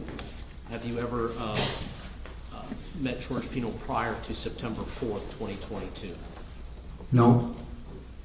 Do you recall where you were during the Labor Day weekend in September of 2022? That would have been September 3rd, I think, through September 5th. Yes. And please tell the jury where. I was spending the day on Elio Key with some friends on a boat. And without telling us the last names of your friends, can you tell us what their first names are? Yes, Marlene and Manny. And Marlene and Manny are married, is that correct? Yes, sir. Do you recall when it was that, let me ask you, you said you spent the weekend with Marlene and Manny? Yes, we were spending the weekend on the Killard. Were you staying in a hotel with them, in a home, what kind of thing? No, they own a property there. Do you recall when it was that you arrived at Manny and Marlene's house that weekend? Was Saturday, I think morning. All right, so that would have been September 3rd then, is that right? Yes. Were there some plans that were made at any time Saturday with possibly going out on the water the next day, Sunday? Yes, we were planning to go out on the boat. Manny has a boat, I presume? Yes, sir. Was the plan that you and your wife and Manny and his wife would spend the day together on the boat? Yes. And you are married, is that correct? 33 years, still counting. Right. Good. I'm not quite there yet, but and what is your wife's name? Ana Rodriguez. All right. So plans are made to go out on Manny's boat Sunday morning, or Sunday the next day. Were there any specific plans, if you recall, as to where you would be going, what you would be doing, that kind of thing? Yeah, there's many places to go, but that day we decided to go to Elio Key, specifically to Billy's Point. Had you been there before, Billy's Point? Thousands of times. Very popular place for Yes. boats, shallow water, correct? Yes. So people can get off the boat when they get there, right? Is that right? Yes, sir. And it's only ever probably waist deep when at its deepest point. Objection Is that leading. right? Don't even answer, please. Okay. It's a nice place to go to spend the day. Yes. Now, on your way back from Billy's Point, Do you recall before leaving approximately what time you left with this boy? It was around 6:40, 6:45 that we decided to go because we were having electrical problems at the boat. Was there some, were the lights affected by this problem on the boat? Yes. And explain, if you will, for the jury, the significance of lighting on the boat. Which specific lights are you talking about? Because we were an hour away from our destination, so we were planning to go before the sun come down. And what is your understanding as to the lighting requirement on boats when the sun goes down? Yes. What's your understanding of what you need to do? Yeah, we need lights to be able to go on a boat at night. And that's so other boats can see you for safety reasons, right? Objection leading. Don't leave. Did at some point, do you recall the route that you took back to Key Largo from Billy's Point to Key Largo? Yeah, we were going to the channel, going to from Elliott Key to the Keys. So that's what we saw the incident. At the moment we arrived, there were one boat. It was very crowded. They have many people on it, and there was another boat that was upside down, and it was a man hanging there. As soon as we arrived there, the other boat was shouting to us as, shut down the engines, shut down the engines. Let me just stop you for a moment. This other boat, had you ever seen that other boat before? No, only that day. Did you make any assumptions as to who the people were on this other boat? I have no clue. Did you see people in the water as you drove up to the area? I saw a man hanging to the boat that was upside down. Did you see on this other boat anyone who you thought might have been passengers on this boat that had been turned over? The only thing that I saw was the boat. It was crowded. It was too many people on that boat. I have no idea what's going on. I thought it was an accident that just occurred. Can you describe the way the boat that the man was hanging on to? Was it still floating, or was it turned over? No, it was upside down. So that the bottom of the boat is facing up, is that right? Yes. When you see this man hanging from the side of the boat, did you recognize that person?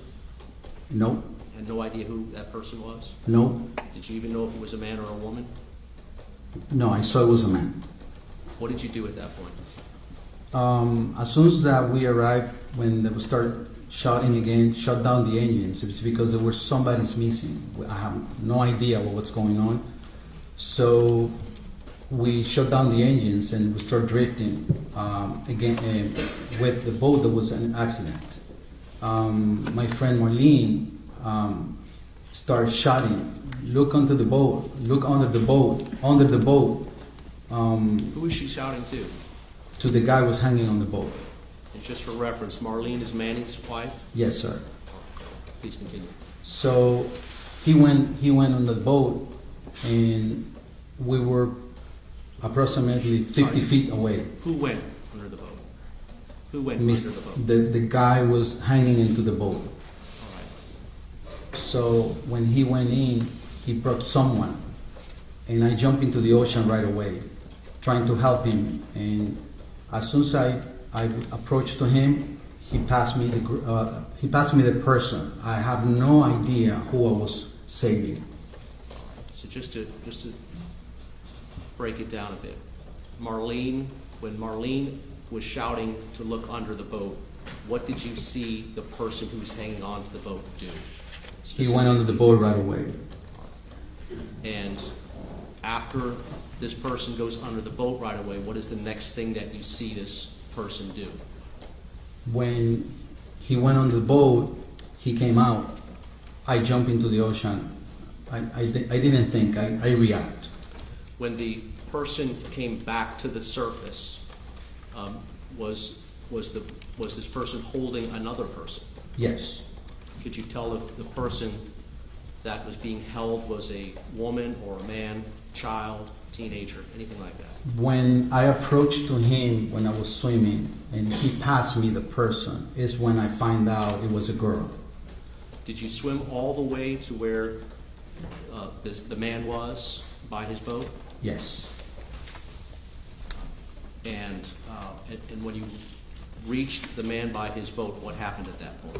When he passed me the girl, when I was found out, I tried to help her in a way because I used to be a swimmer and play a lot of water polo when I was a kid, so I knew how to manage. So I put her arm into my other arm and lifted her head so she will not drown. And I was trying to swim where the other boat that was crowded, that was on their way, but the current was so strong I couldn't handle it anymore. So I was drinking a lot of water until the other boat came into to me, and they hacked into my right hand and took me to the end of the boat to take the girl into their boat. When you say that you were drinking water, does that mean salt water? Yes. And you mentioned another boat. Can you be a little bit more specific? There was a large boat with a lot of people on it. Are you saying there was yet another boat that approached? Objection leading. Just trying to set the stage. Go ahead. Well, I was swimming without to see where I was going specifically because I was trying to be away from the boat that was in the accident, and I knew there was a boy. The boat was coming into my direction of where I was. So as soon as he hung in my right arm, that's why right away I had a feeling that they were helping me. All right. So just again, this other boat, you said there was somebody in that boat that grabbed your arm? Yeah, the boat that was crowded with full of people. Right. Which boat are we talking about here? Are we talking about the large boat that was full of people Yes. that came to you? Yes. Or the smaller boat came to you and grabbed you? No, it was a small boat. It was not a bigger boat. Okay. Someone on that small boat came and took you by the arm, is that Yes. right? Okay. And what happened when they took you by the arm? They took me at the end of the boat, but right away I was telling, please, put the engine in neutral because I was going into the back. So I was afraid that, it was cause something else. So they grabbed the girl, Lucy, and right away I pushed myself out of it until my friends came to pick me up. You mentioned Lucy. Did you know the name of the girl that you were helping at that point? No, I knew Lucy. I knew it was Lucy the next day. How did you find out the name was Lucy the next day? When I wake up, my phone was ringing nonstop. There was a lot of people calling me because there were some friends at Ocean Reef that were at the moment that weekend. They were communicating with my wife that night she stayed because when we arrived at the Keys, I didn't want to stay at the Keys. I didn't feel good at it. So I told my wife, I don't want to stay here. I want to go home. So I went home that night around 8 and 9 o'clock, and I went to bed right away. So the next day there were a few friends calling me to asking me what happened because I didn't know what was going on.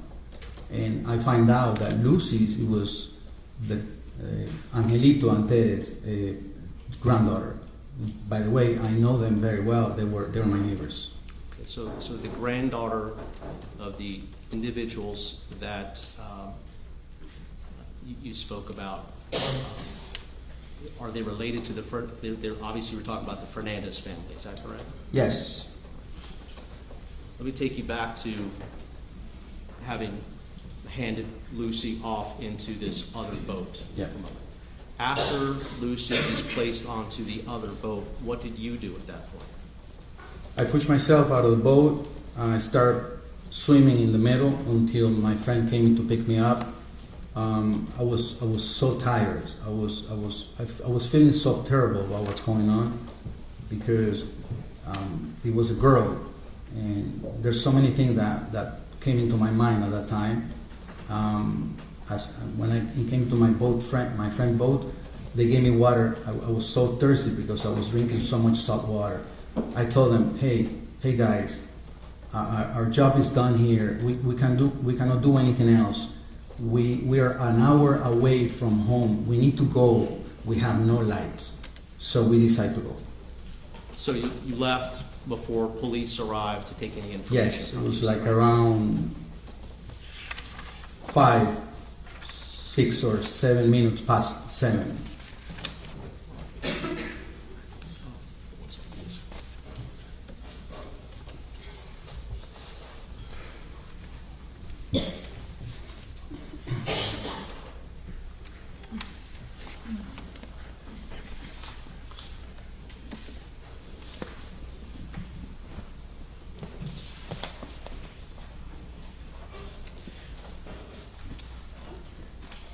Mr. Rodriguez, did there come a point that when you learned the identity of the man that was hanging on the boat and eventually handed you Lucy Fernandez?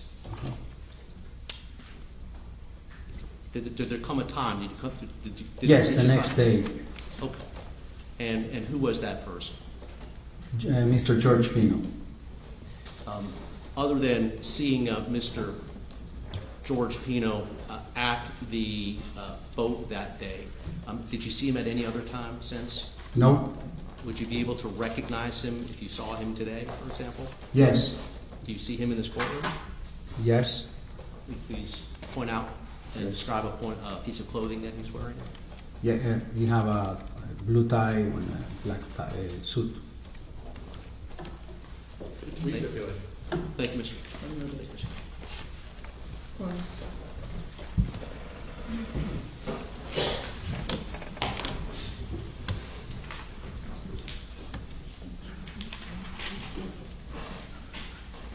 Mr. Rodriguez, Yes, ma'am. I'm sure that must have been a really traumatic event for you. Yes. Have you replayed that day in your mind over and over again? Yes. Now, the defendant that you identified here, he didn't immediately go under the boat to look for Lucy, did he? He did right away. Once you told him to. No, I didn't talk to him. It was Marlene, the one that was screaming. When he hears Marlene screaming, he goes under the boat? Yes. Were there other people nearby that were also telling him to go under the boat? Means other people who? Like other people in other boats that were yelling to him to look under the boat? We were the second boat there. There was only the boat was carrying the girls and us. I didn't see any other boat. Okay. So, in the moments that you're looking at this man, you don't notice if there's another boat with a couple of men on it telling him to look under the boat? No. Okay. Now, when you jump into the water after you see him pull Lucy out from underneath the boat, he hands Lucy to you. Yes. So you're the one that actually saves her to the extent that you get her to another vessel, right? Yes. And once she gets on that vessel, do you notice if people start trying to do CPR on her? No. Did you leave before anybody started doing CPR on her? I was not be able to see anything inside of the boat. I was in the water. Okay. And at any point in time, did the girl who you were taking from where that boat that was upside down, did she ever appear to be awake or aware of what was going on? No. No other questions. Nothing further, Your Honor. Thank you, this is excused. Thank you, ma'am. sir.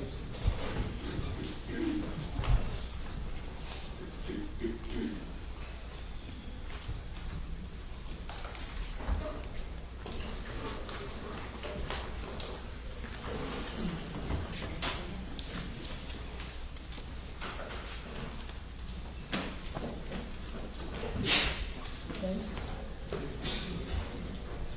Do you have another witness you'd like to call? Yes. David first name, sir? David Rodriguez. Thank you.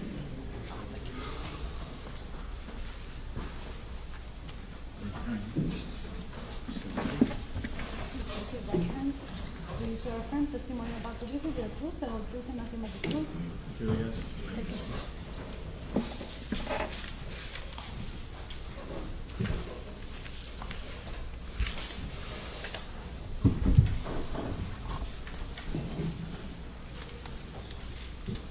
All right, so please keep your voice up. Microphone's this way, yours this way, so you have to keep your voice up. Okay, thank you. Good afternoon, sir. Please introduce yourself to the jury. My name is David Rodriguez. Mr. Rodriguez, you know that I'm Mark Shapiro and I represent George Pino. Is that right? I do. You and I, prior to today, have had some interaction in connection with this case, correct? Correct, yes. By the way, Mr. Rodriguez, did you happen to notice the gentleman that was walking out of the courtroom as you were walking in? I saw the gentleman going out, yeah. His last name is Rodriguez as well. Is there any familial relationship with that person? No. So just coincidence of the last names? Yeah. Mr. Rodriguez, are you a boater? I am. Would you consider yourself an avid boater? Yeah, I think I am. What type of, do you own a boat? Yes. Did you own a boat in September of 2022? Yes. Now, you have a cousin who owns a boat as well, is that correct? That is correct. And do you recall if you were actually on a boat during the Labor Day weekend in September of 2022? Yes, I was using my cousin's boat. Can you describe what your cousin's boat looks like, the make and model, if you know? It's a 30-foot Cobra Cat. It's a center console, twin engine. Do you recall what color it is? It's white. Does your cousin still own the boat? Yes. And do you know where your cousin stores or keeps that boat? At his house. In Miami? Yeah, Miami. On September 4th, 2022, do you recall being in the Upper Keys area, Key Largo area, Isla Mirada? Yes, Isla Mirada. What were you doing that day? I was in the sandbar. Was somebody with you? Yeah, a friend of mine. A young lady? Yes, correct. Do you recall approximately when you got to that sandbar that day, more or less? Probably like at 9 a.m. Now, being that you were on your cousin's boat and that boat is kept at his house, how was it or where was it that you put his boat in the water? I launched the boat on Crandon Park Marina. Trailered it over there? That's correct. From Crandon Marina, you drove the boat to Isla Mirada? Yes. Do you recall approximately how long or how much time you spent in Isla Mirada that day? Since the morning that I was there, the whole day, probably to like 5:30. Do you recall what the conditions, the weather conditions and sea conditions were that day? It was like a very clear day, perfect seas, perfect day, basically. How would you describe the performance capabilities of your cousin's boat that you were on that day? It's like a high performance center console. It's pretty fast compared to regular boats.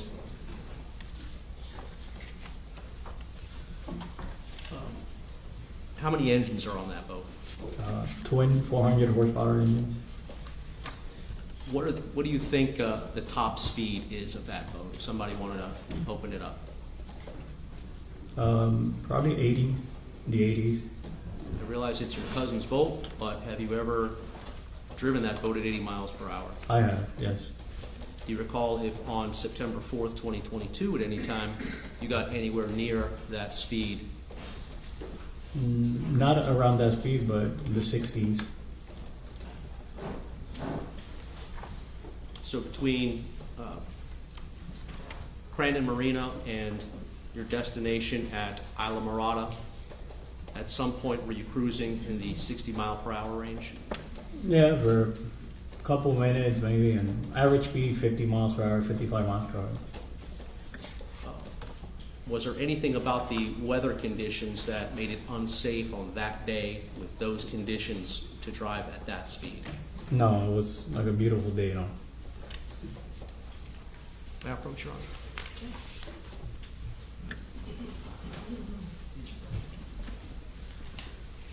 Mr. Rodriguez, I'm showing you what has been marked as Defense Exhibit A16, A17, A18, A19, and A20. I'd ask you to take a look at all of these exhibits and let the jury know if you recognize what's depicted in these photographs. Yes, that's the picture of my cousin's boat, my house. And is this the boat that we've been talking about this morning that you were on the day of September 4th? That is correct. And do these pictures accurately reflect what your cousin's boat looked like on September 4th, 2022? They do. It has different motors in that picture and the date of the incident, but yeah, it's the same boat. So the motors on the date of the incident versus when these photographs were taken, what is the difference between the motors? These are more modern engines, more powerful, but that's about it. Everything else is the same. What about the color? The color of the... Yes, these engines, the other engines were white and these were black. So the engines pictured in defense exhibits A16 through A20 are black engines, and that's right. And the engine colors on the boat on September 4th were white. Is that right? That's correct. Yes. May I publish, Judge? Yes, you may. I'm sorry. Oh yes. If there's no objection, I'll move these into evidence. No objection. You got it, Judge. See what's been previously marked You can make it a for composite. identification No. as defense. A16 is now defense exhibit M. And Mrs. Mary? M as in Mary. At A17 defense exhibit N as in Nancy. A18 defense exhibit O. A19 defense exhibit P. A20 defense exhibit Q.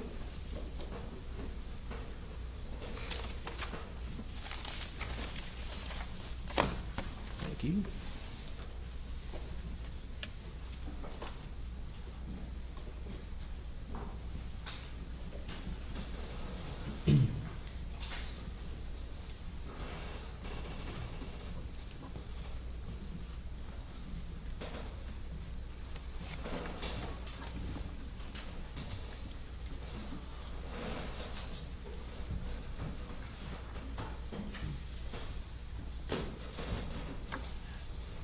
Mr. Rodriguez, these state's exhibits that you just looked at, these are pictures of the back of the boat, correct? That is correct. Or defense exhibit. You said Defense. defense. Defense exhibit.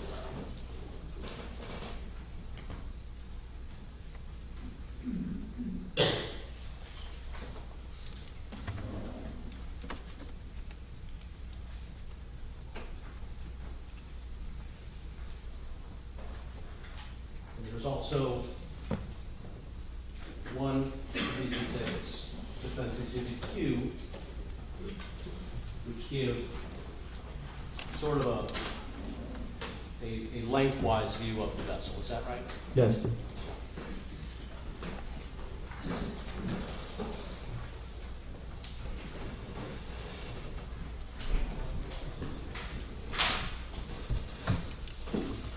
At some point that day, you and your friend decided to head back north to go home. Is that right? Yes.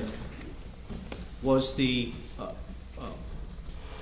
route that you took on your way back home the same route that you took on your way down to the Keys? That is correct. Yes. And what was that route?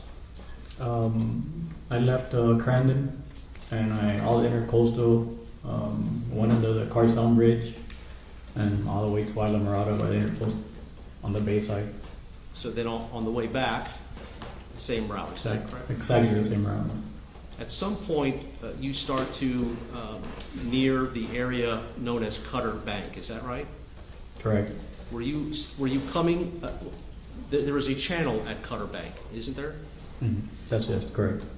At what point are you able to see the channel at Cutter Bank that day?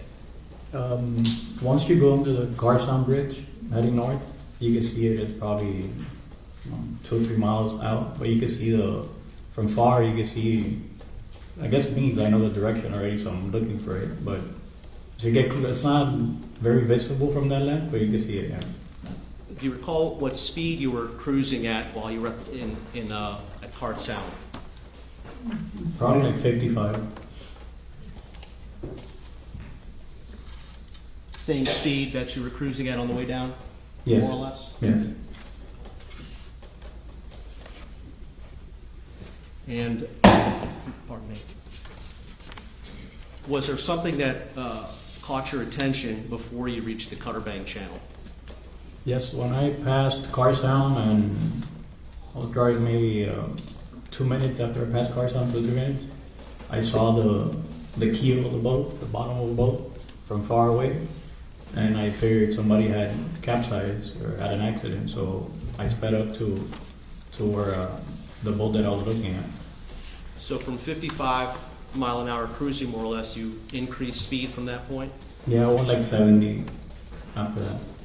Were the conditions at that point of the day safe enough for you to cruise or drive your boat at 70 miles per hour?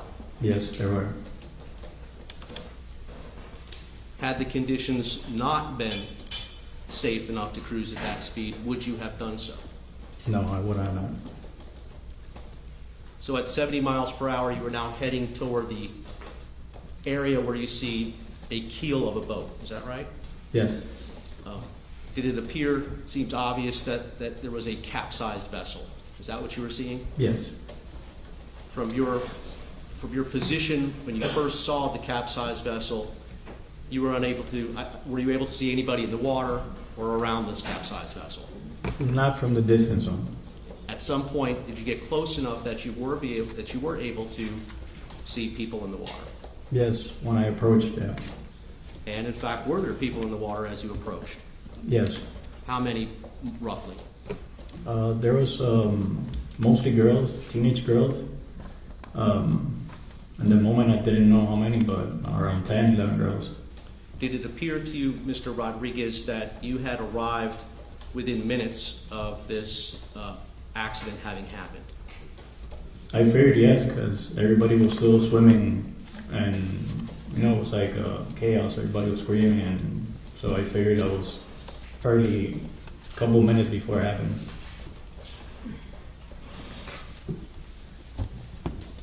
At some point, did you have any interaction with someone who later became known to you as George Pino? Not at the moment I arrived. Describe to us what you did in the moments or minutes before having interaction with Mr. Pino. When I arrived to the scene, the other girls were in the water, and there was a lady, and she was telling me that there was a missing girl. So I started, I didn't even speak to her. I just started looking for the girl, like idling in the boat, going with the current. More or less, I figured the current had taken her, so I'm idling around looking for her. Could you describe what this woman looked like who told you that there was someone missing? I don't remember exactly like her face, but I know she was bleeding. I remember the blood in her forehead. Did this female person look to be a mature woman or a teenager? No, mature woman. After hearing this mature woman say that there's someone missing, what did you do? I started idling in the boat, going in circles, going with the current, trying to spot the girl that was missing. At some point, did you come into contact with someone who you believe was the operator of the boat? Yes, after the girl was found, yes. And what did you have any interaction with that person? Yes, I did. Did you at any time find out the identity of who that person was, who you believe the operator was? Yes, when I rescued him. Let's talk about your efforts to rescue this person. Okay. First of all, did you ever find out the name of this person at some point afterward? After the accident? Yeah. Yes. Or after you rescued? I think you mentioned that a few moments ago. Is that right? Well, after I rescued, I didn't know his name exactly, but I spoke to him. All right. All right. So we'll get there in a moment, but describe for the jury what was involved with you rescuing the operator of the boat. He was hanging from his boat, and the current has taken him far from the scene of the accident. So he was far away from me. I don't know exactly the feet, but maybe like 150 feet already. The current had taken him, and I saw that he was getting away, and everybody was, well, the girls obviously in the incident, and at the same time that I was looking at him, I was calling the cops at the same time. So I didn't know if somebody called cops or reported the incident. So I started heading towards him, and I told him to get on the boat. Let me stop you right there for a moment. You mentioned a moment ago that this person was hanging from the boat. Can you describe a little bit more precisely what you mean by that? He was hanging, the boat was capsized, and he was hanging like from the gun of the boat, from the side of the boat, with his two hands like that. I see. Was anyone else hanging onto the capsized boat as well? No. Just this individual, is that right? And you could tell that it was a male person? That's correct. Did you have any communication, oral communication with this person? Yes, I did. Tell me about that. I was telling him to get on the boat because the current was taking him. And did he respond to you when you told him to get on the boat? At first, no. I had to kind of talk loud to him, like, hey, get on the boat. What was his reaction when you told him to get on your boat? He looked like very in shock. Very what? I'm sorry. Like in shock. Like he wouldn't, he was like in shock. Okay. Did it seem to you as if he was comprehending what you were saying to him? Yes. Yes. And can you describe, from your view, what it means to be looking like he's in shock? He was just hanging from the boat, and he was like crying. So I figured it was, and some big accident happened. So I figured he was in shock, Did eventually he come onto your boat? Yes, he did. How much effort did you have to make, or how many times did you have to ask this person to come onto your boat before he finally did? Like twice, because when I asked him the first time, he didn't answer, and then I asked him again, and he was asking for if all the girls were okay. And I told him, get in the boat, all the girls are okay, get in the boat, and then he started swimming to the boat. So before he would get into your boat, he wanted to know if all the girls were okay? Yes, he did ask me about the girls. Mr. Rodriguez, I want to refer you again to these pictures of the boat that you were on that day. Is it easy to get in that boat from the water? It's really not. It's really not that easy to get on the boat. Your Honor, may Mr. Rodriguez step down for a moment? Just keep your voice up, thank you.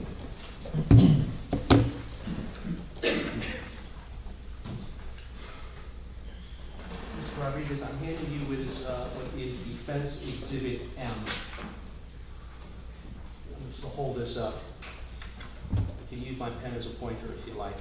What I want to ask you is if you can orientate the jury a little bit to the configuration of the back portion of your cousin's boat. First of all, these are the two engines I'm pointing at, the two black. That's pretty obvious, right? Right. Can you tell me what this steel-looking bar is and what it does? This is a tie bar. So what it does is helps the motors steer evenly. So one motor doesn't steer more than the other when you turn at high speed.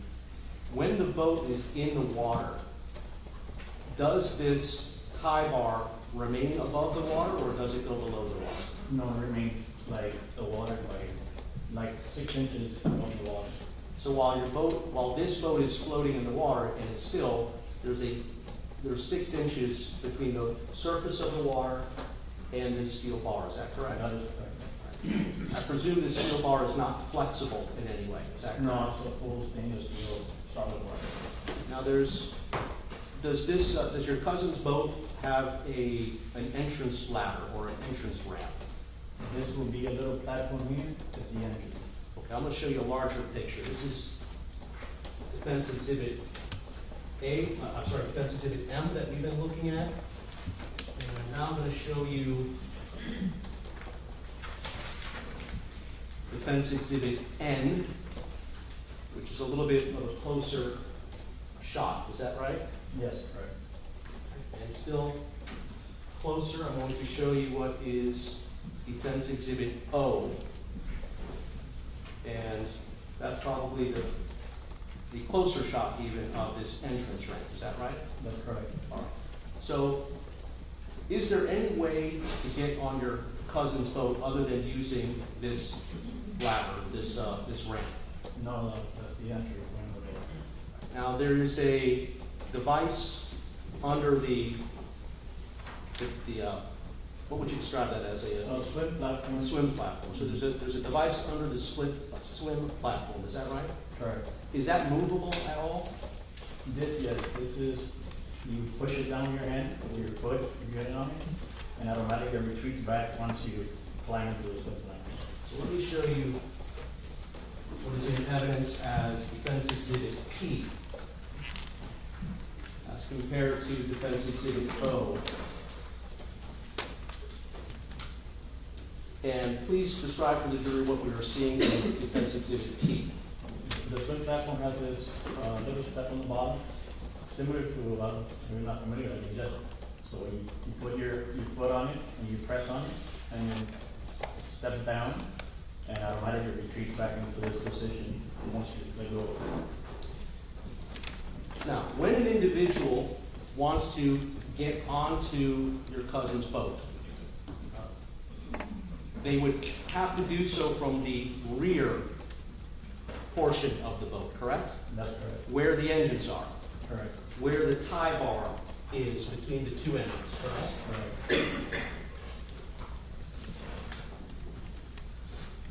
Is that right? That's correct. Now, describe for the jury physically what a person would have to do if they're trying to get onto this boat from in the water. You have to get into the front bar, like kind of like on the water, and then you're gonna have to hang, like in deep water or wherever. You have to hang from the hatch. You see how 2 little handles here, like 2 little holes in the swim platform. So you grab there very tight with your foot, and kind of you gotta be strong so you get up because you don't have an actual grab bar. So what you're saying is that,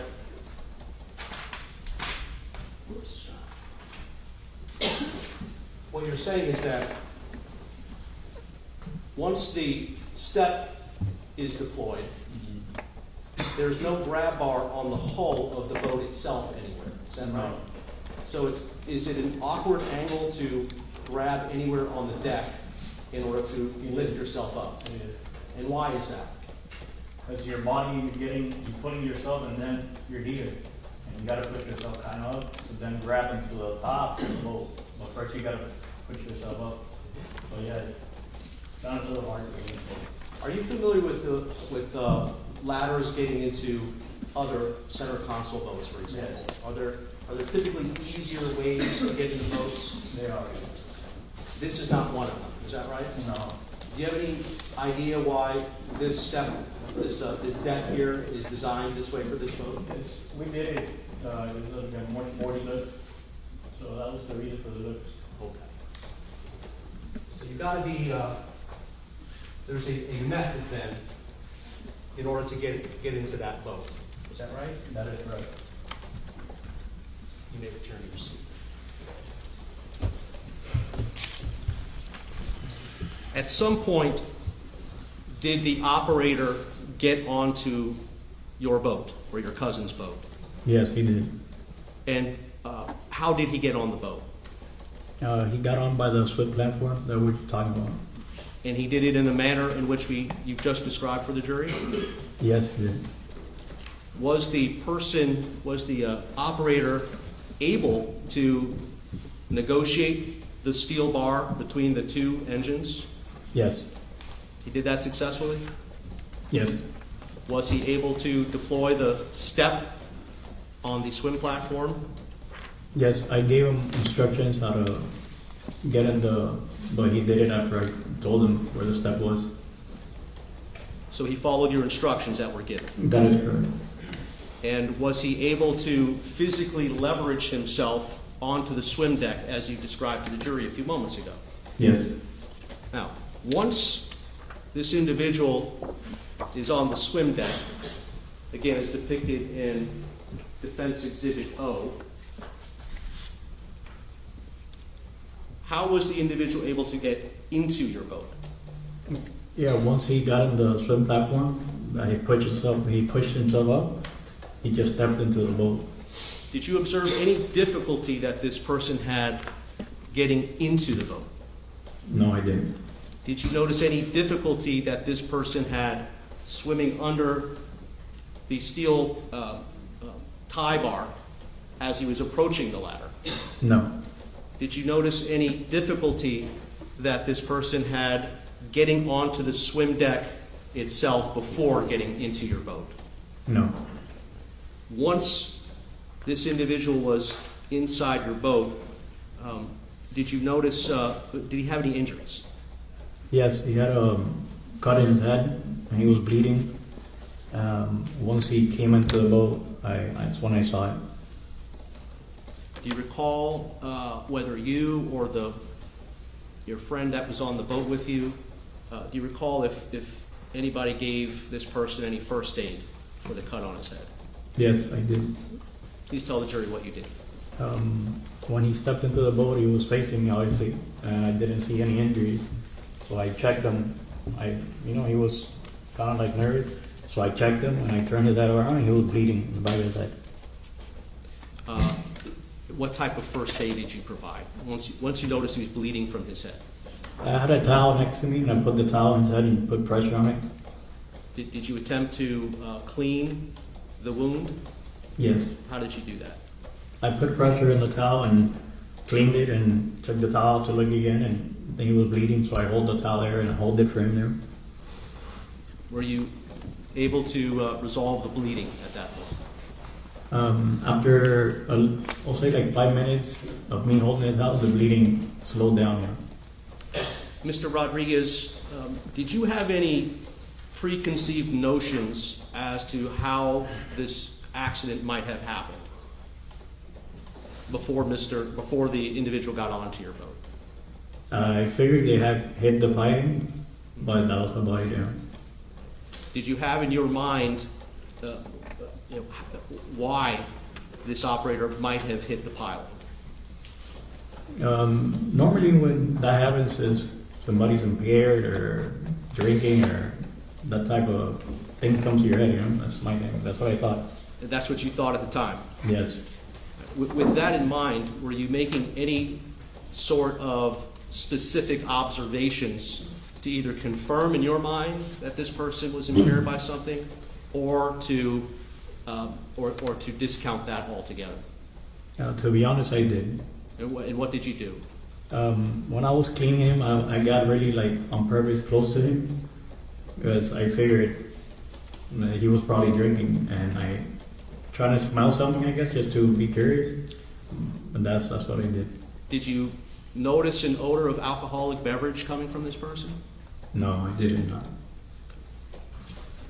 Did this person appear to be unsteady on their feet while they were in your boat?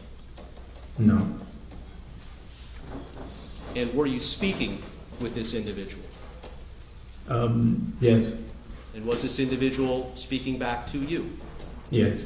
Did you notice if this individual had slurred speech? No. Was there anything about this individual, after paying attention to him for this reason, that led you to believe that he might have been impaired by alcohol? No. At the point that this person was on your boat with you, had any police vessels arrived?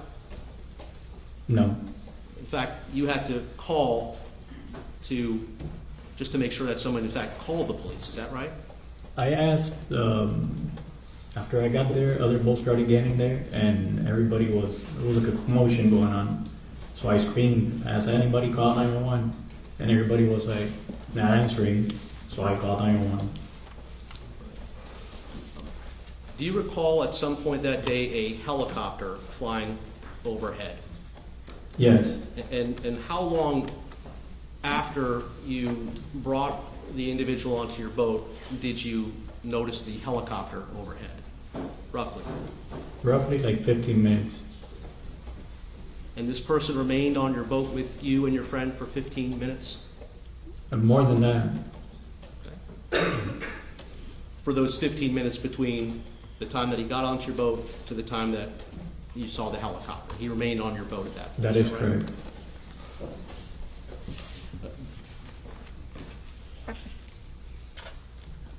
Do you recall taking any videotape of this person while he was on your boat? Yes.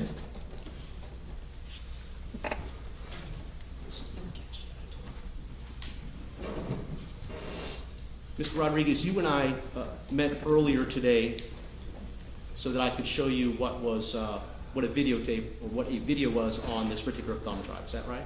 That's right. Yeah. Did you have a chance to look at this video and view it for yourself? Yes. I'm handing you what has been marked as Defense Exhibit A15 for identification purposes. How do you know that this is the thumb drive that you viewed with me earlier today? I The state did. has no objection to it just being admitted. Okay. No objection. Let the clerk. A15, mark for identification, now Defense Exhibit R. Thank you. I'm going to get this queued up if that's all right, Your Honor.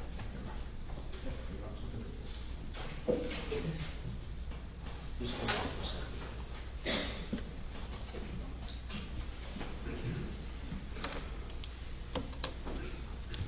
Mr. Rodriguez, do you recall what your reasoning was or why it was that you took videotape? I just took the video because the helicopter was like at the top of the boat. And I took a short video. I didn't want to on the phone. This was with your iPhone? That's correct. I'm assuming it's an iPhone. Was it an iPhone? It was. All right. If you wouldn't mind stepping down for a moment. How long is this video, more or less? 6 seconds or something. Come on over here so you can see. Whenever you're ready, Rose.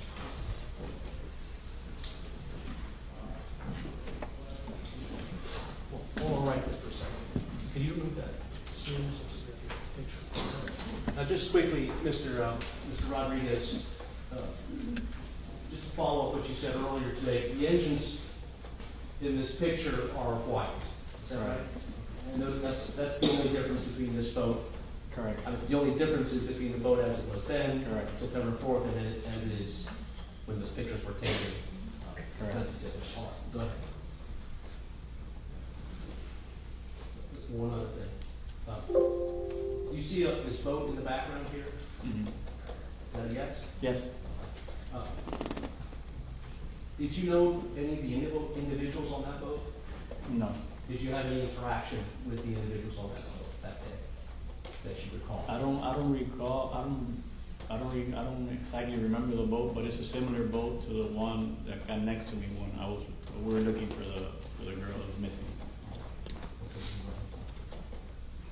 This is the video that you took.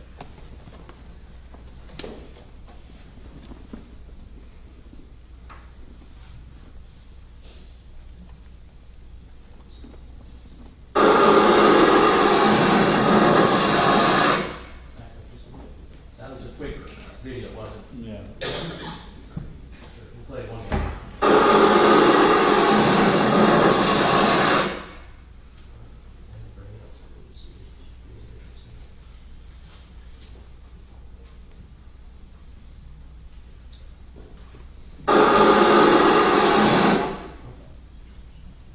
Mr. Rodriguez, the individual that is standing in the video in Defense Exhibit R, that's the individual that you rescued from the water, is that correct? Yes. Do you see that individual in court today? Yes. And will you please identify him? Gentlemen. Gentleman in a blue suit with a blue tie? That is correct. We'll stipulate that's George Pino. So identified. So, this is Mr. Pino, of course.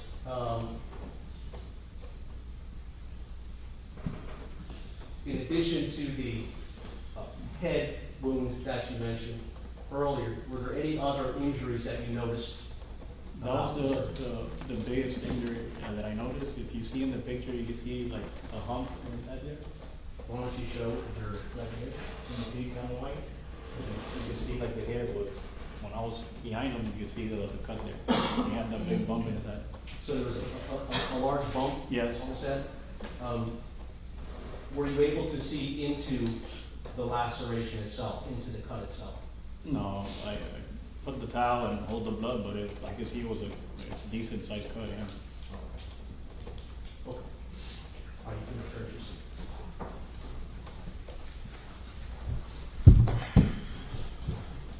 And again, the video, the timing, from a timing perspective, that helicopter had not yet evacuated anyone at that point, is that correct? No. Do you know if that helicopter ever evacuated anyone from that accident scene? Not the helicopter. Okay. There was an evacuation, how? The helicopter dropped a first responder, I guess, paramedic, and they left on a boat after that.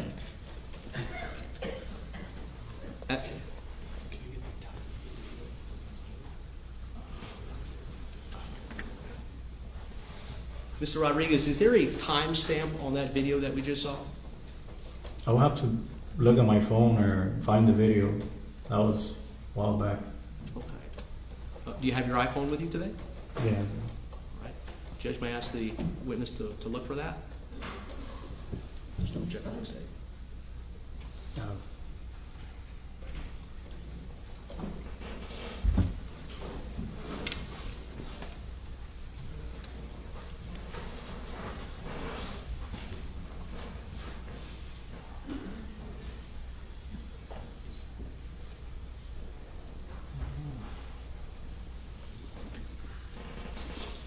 I have a lot of pictures from that time. Let me see if I can find it.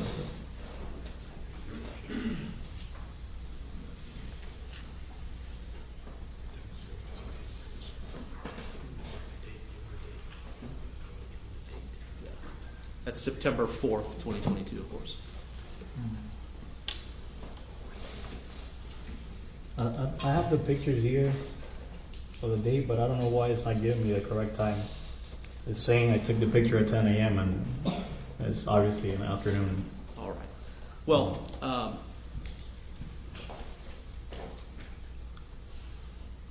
I found another picture has the time on it. what does the time say? This picture says when I went to rescue him. A picture that I have, it says 7:04, but I don't see the time on the helicopter review. All right. So if that's all around the general time frame that you rescued Mr. Pino from the water, we're talking about 7:04. Sorry, I found the video. It's 7:14. 7:14. Yeah. Now, that video at 7:14, Mr. Pino had already been on your boat for 15 minutes, I think you said. Is that right? Yes. All right. So the picture that you just mentioned, that is timestamp 7:04, that probably is closer in time to when you actually rescued Mr. Pino from the water, correct? Objection pleading. Rephrase your question. Sure. Can you give an estimate based on viewing the pictures that you just looked at as to what the time was when Mr. Pino got onto your boat? Well, now I saw the time, but in the moment I'm not keeping track of the time. But after I took that picture of him in the water, before I rescued him, 2 minutes after he was on the boat. All right. You mentioned 7:04. Does that sound right? That's Yes. what the picture says anyway. Yes.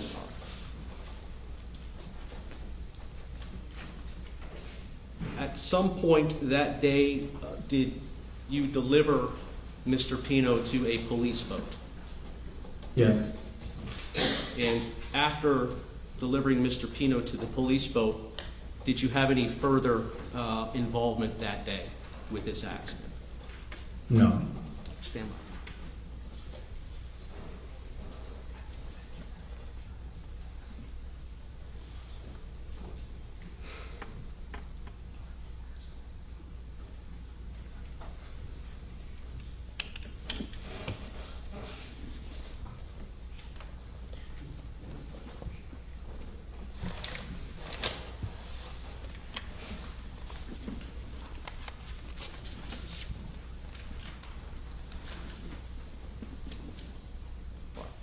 I'll just get this back from you.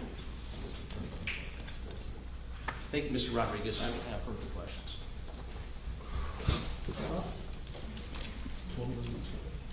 Let me ask you, Ms. Adams, Yes, can you give me an approximate idea? 3 minutes Oh, ish. okay.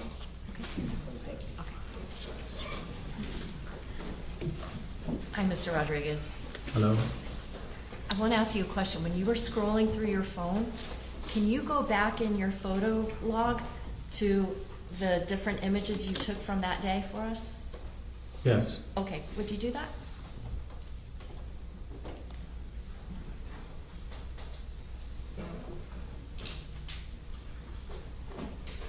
Yeah, I have like 3 pictures. Okay. Do you mind if I look? No, not at all. Okay. You see Mr. Pino? Okay. You got to keep your voice up. I'm sorry. I know I'm close to you, but You can see in the picture Mr. Pino Okay. hanging from the boat. all right. What else do you have? I have another picture. This is the video you just watched. Yes. This when I was on standby. And this is the other picture, basically the same, just different angle. Okay. Your Honor, I want to just for demonstrative purposes, see if you can show that image, please, to the jurors. Okay. May the witness step down? Yes. And we'll probably have to do it twice because your phone's not humongous, okay? So why don't you show the jurors the photograph that you took? And is it possible to see where the person that was holding onto the boat is?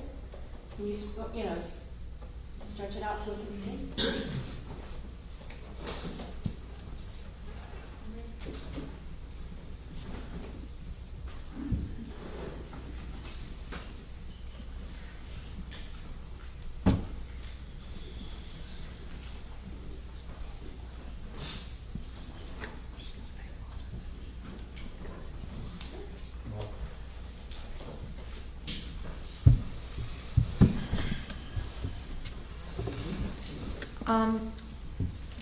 When you first see something in the distance that lets you think, oh my goodness, there's maybe an emergency there, about how long does it take you to get from where you are to the scene of that emergency?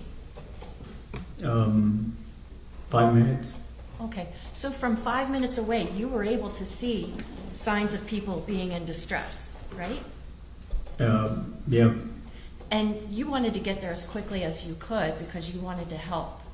That is correct. Now, even though you were going pretty fast, you weren't even going at the top speed that your cousin's boat could go at that time, were you? Almost. Close to it. Yeah. Because you wanted to help somebody.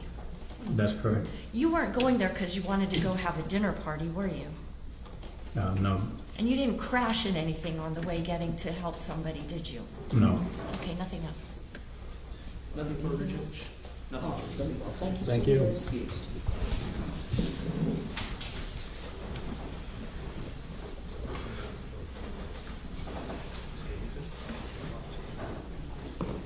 All right, ladies and gentlemen, we're going to take our lunch break at this time. Please put your notepads inside your envelopes. We're going to be having lunch until 2:15. 2:15, so 5 minutes to 1. Right now, 2:15.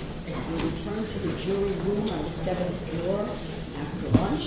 Please do not discuss this case with each other. Ladies and gentlemen, please. Or with anyone else. Please, no recess. research or investigation, if you see any of us outside of this courtroom, we're going to ignore you. If you have any issues or concerns, please bring them to Renee's attention. Reminding everyone in the courtroom, anyone wearing a juror badge, please stay away from. And if you're discussing the case, please find a quiet, private case to have those conversations. All right, very well. We'll see you at 2:15. If you'd all wait in the courtroom just for a moment for the jury room.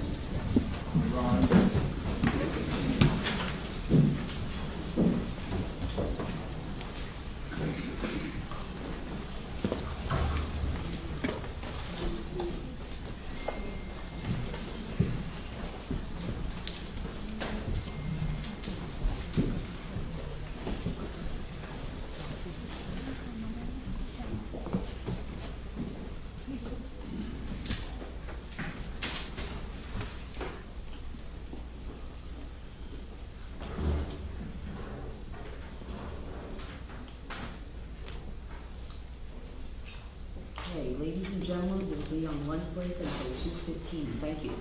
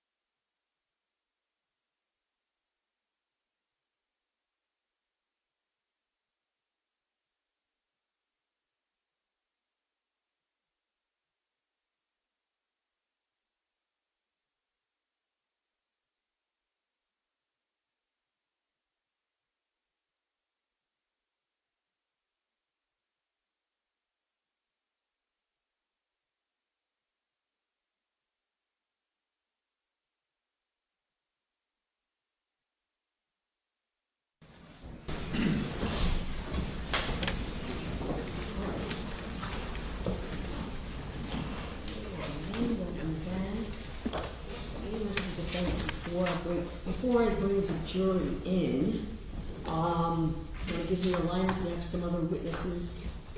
Yes, Judge. Our next witness would be Mrs. Pino. Mrs. Pino. Okay. Do you think that'll take us to the end of the day?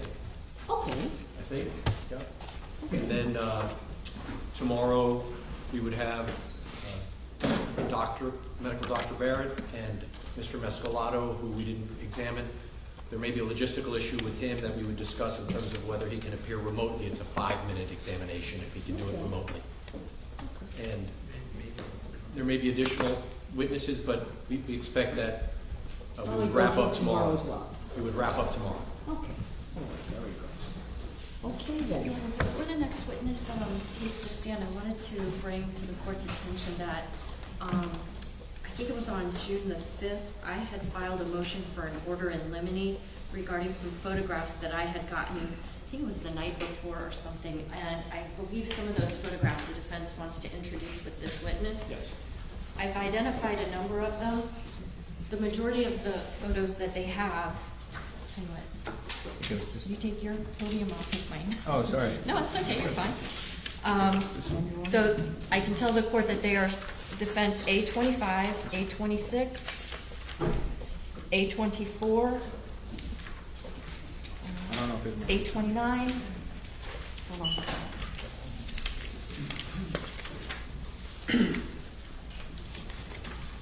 A30 and A31. These were photographs that were mentioned in the state's motion for an order in limine. I think when they were provided to the state, they were provided with a share file that was listed as something along the lines of quote-unquote context photos. Okay. Whether that, I mean, not that that's really relevant, but I think that's what the defense is using them for, and I don't think that they're relevant. 2 of those are day of photos. Did you mean to include those? No. The day of, there's 2 there. No, I didn't. I'm not sure if you knew that. That's not the On day of. which one Those are do day you of? have an objection to? This is the day of? If so, yeah. Or the same picture? You want 2 of the same? They're a little different. That's okay. Might not be. And then that one. The last one there. With the crown. Oh, yeah. So these, I don't think you meant these. Let me just double check. Because they're a bathing suit? Yep, yep, yep.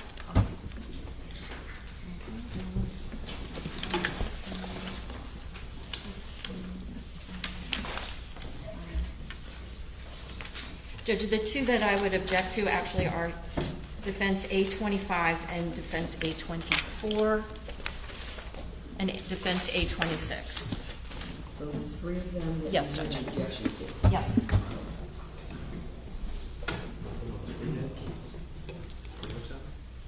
They're not on You could throw it. All right, so A25, A24, excuse me. I have to, can I see it? Yes. Judge, these photos, these 3 particular photos are context photos in the sense that testimony has already come out in this case about the relationship between the Pinos and the girls that were on the boat, and the Pinos and the Fernandezes. And these photos just corroborate that testimony, just like the state, through their witnesses, introduced photographs that corroborated testimony of their witnesses and videos that corroborated testimony of their witnesses. These are a limited amount of photos. We're not bringing a cavalry of 100 photos that show how close the families are. It's 3 photos, and it just corroborates that testimony that's already out in the trial and that we presume will come out through Mrs. Pino. That's it. And go ahead, sorry. Well, I'll let you go, but and the relevance of it is the Miller case. I'm assuming that Your Honor wants the relevance of it. In the Miller versus State case, in looking at the mens rea element, the people on the boat, the relationship between Mr. Pino and his family and the people on the boat is relevant for the jury to consider in determining how he acted, what was in his mind that day. For example, in Miller, the court said, how could it be logically inferred that I have the direct quote right here, actually. Let me just read you from the case. Could you tell us the site, please? Yeah. Miller versus State, this was cited in our motion to dismiss. It's 75 Southern 2nd, 312, Florida Supreme Court, 1954. I'll just read it to you. Can it logically be argued that with the defendant's wife and baby sitting in the front seat by him, that his act in pulling out of the line of traffic was gross and flagrant and evinced a reckless disregard of human life? If any inference may be drawn from the conduct, it must be an inference that the act was the result of a momentary lapse of memory, inattention, or mistake of judgment, for the simple reason the defendant knew that such an act would place in jeopardy not only his life, but the life of his wife and his own flesh and blood sitting beside him on the front seat. This is not the kind of situation where the alleged gross and flagrant act endangers only the life or safety of another, and where the actor and his loved ones would remain unscathed, such as would be the case of firing a gun indiscriminately down a busy street, as suggested in the state's argument. When considered in the light of every fact which was before the jury, the inferences attempted to be drawn by the state, and upon which their entire argument for affirmance rests, are unreasonable, illogical, and do not naturally flow from such evidence. That's it. The point is that the relationship, who these people were on this boat, Mr. Pino's actions that day, in the context of who the people are on the boat, is important for the jury to know and to understand how close these families were. That's why it's relevant. Go ahead. Thank you. The state introduced photographs to corroborate information that was part of the elements of the offense. The defense hasn't really explained, other than to say that these are photographs that show that there was a close relationship. I don't see how the close relationship has any bearing on the elements of this offense. What occurred that day? Mm-hmm. I'm trying to understand what relationship do these photographs have to corroborate the testimony about what happened that day? Well, it corroborates Mr. Fernandez's own testimony that he's known Ceci Pino his whole life, right? And it gives the jury an image of how close these families were. And all of the girls on the boat, Mrs. Pino's on the boat, George is driving the boat, Mr. Pino is driving the boat. So knowing who all those people are is a factor, and their relationship to Mr. Pino is a factor that the jury should consider when they're assessing, did he intentionally, consciously disregard a danger that he knew existed? Would he do that? Is that something that he would do, considering the relationship between the girls on the boat and him? Is that something that the jury, that is something the jury should consider, and they should have that for context? I would just say, Judge, that once again, it feels like the defense is defending against charges that are not filed against Mr. Pino. There's no allegation he deliberately ran into the channel marker. The allegations are that he took a course of action intentionally, that the ultimate result was unintentional, but he intentionally was the one who was navigating the vessel, choosing what speed at which to operate that vessel. So I don't understand how this relates to an argument that, well, he wouldn't intentionally try to harm his family or his friends or children of his friends. Yeah, I'm not seeing it with these photos. I don't see the connection to either corroborating, testimony at that time. I mean, you have a photograph here. I don't know who all these people are. These are the Fernandez family and the Pino family in the photo? Yes, Judge. Okay. That's right.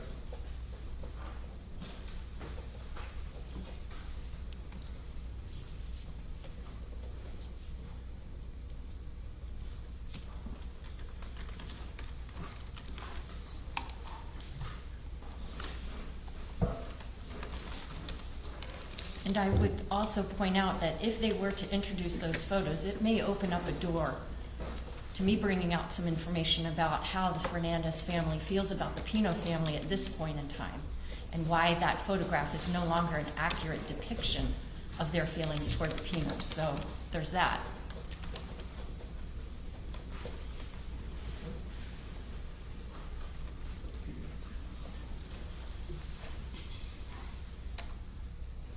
Have you considered, Well, our position would be that it wouldn't open the door to that, because what's relevant is what's in Mr. Pino's mind. we don't know what's in Mr. Pino's mind? But the jury has to determine that, right? Because there's a mens rea to this. So the jury's sitting there and they have to look at the evidence, judge, and determine what was in his mind. This gives them the context At to the do time of the Yeah, events. exactly. So anything after that, how people feel about him now or anything like that wouldn't help the jury decide what was in Mr. Pino's mind that day. I'm still having trouble with the connection. So I'm gonna 824 and 826 deny. I'll think about an 825.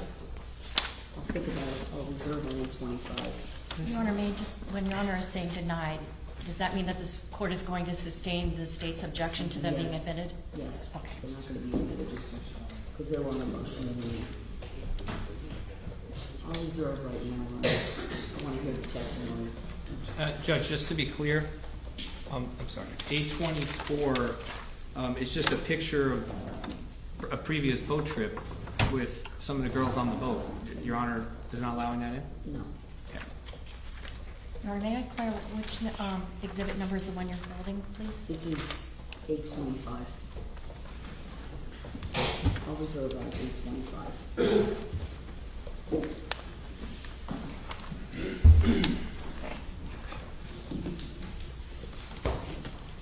When we get towards the end of the testimony, then I'll readdress it in sidebar. Well, I would get into that earlier, I think. Excuse me? I was going to get into that earlier in the testimony. I could wait till the end, I guess, to get into it. Yeah.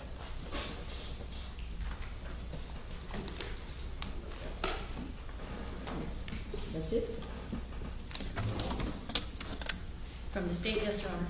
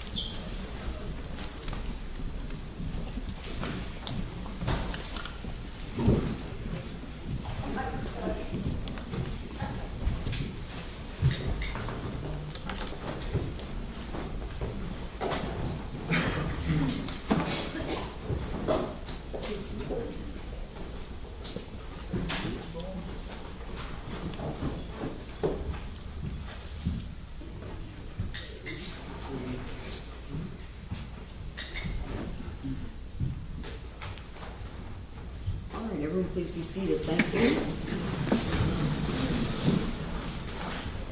All right, defense. Next witness, please. Defense calls Cecilia Pino.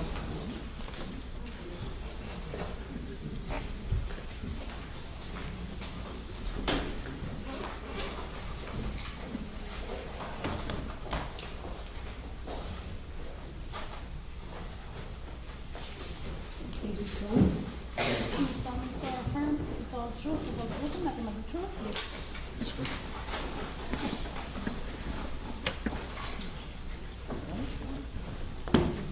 Please have a seat. Thank you. And keep your voice nice and low to the microphone, even though it's in one direction and the jury's in the other direction. Okay. Can I move this together? So I'm going to unplug everything. No, we're We're good. good? Okay. Very good. Good afternoon, Mrs. Pino. Good afternoon. My name is Ed Armelino. I represent your husband, George Pino. You've met me before? Yes. We've discussed this case before? Yes. Last week, you testified in front of the jury, correct? Yes. Was that the first time that you've ever testified in a trial? Yes. Is it safe to say you're nervous? Yes. So let's start easy. Can you please turn to the jury and tell them your name? My name is Cecilia Pino. And how old are you? I am 51. How long have you been married? We've been married for 25 years. And who are you married to? George Pino. Can you point to George in the courtroom and identify him by an article of clothing? He's wearing a black suit and a white shirt and blue tie. Do you need water or tissue? No. Okay. What do you do for work? I work at my husband's company. I'm in charge of marketing and social media and event planning. So, what's the name of your husband's company? State Street Realty. Did you go to college? I did. Where'd you go? I went to the University of Florida and I graduated with a marketing degree. And do you do marketing now for your husband's company? Yes. Prior to working for your husband's company, did you have other jobs? I did. I worked in retail. I worked in public relations in a public relations company. I worked in pharmaceutical sales. And then eventually, how did you come to work for his company? When he started the company, I wanted to help him, and I had a public relations and marketing background, so that is what I do for the company. I send out press releases, work on Instagram and social media and marketing, and any events I help coordinate. Do you and George have any children? We do. We have 2 daughters, And what are their names? Carolina and Cecilia. And when were they born? Carolina was born in 2003, and Ceci was born in 2004. When they were born, did you take any time off work, or did you work through that? How did that work? I did. I was in pharmaceutical sales at the time, and my husband and I decided that I would stay home and raise my girls. Did you, as they grew up, were you involved heavily in the schools? Yes. Both my girls went to Epiphany School, and which is also where George and I went. And I was very involved in the school. I've always been involved in their schools, whether it's as a room mom, the mom when they play soccer, like in charge of the team mom.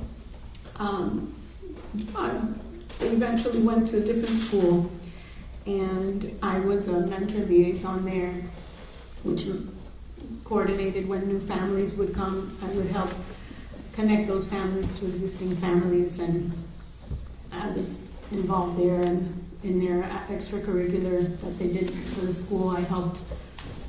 They called me there the soccer mom as well. You said you were a room mom. What does that mean? Room mom is like when each class has a parent, a room parent. It can be a dad as well, and you help the teacher coordinate if there's activities, or you're the liaison between the teacher and the parent. So as a room mom, did you become familiar with any of the students that were in the class? Yes. And were any of those students friendly with your daughter? Yes. Do you remember at Epiphany any of the girls who you were a room mom for that class? Yes. My girls have had a lot of their friends have been lifelong friends from their days at Epiphany and high school too. And we'll get there, but eventually on September 4th, 2022, there was a boating accident, right? Yes. And there were, how many girls were on the boat that were friends with your daughter? There were 11 girls on the boat. And so Ceci has had a relationship, my daughters from Epiphany, when they started in pre-K4, with most of these girls. Kathy, Claudia, Lucy, Natalie, Carolina, they all went to Epiphany together. And when they went to Epiphany from that young age, did they come over your house a lot too? Yes. And when they would come over, would Mr. Pino be there too? Yes. Did Mr. Pino know those girls? Yes, we have known those girls, and we've loved those girls since they were little. And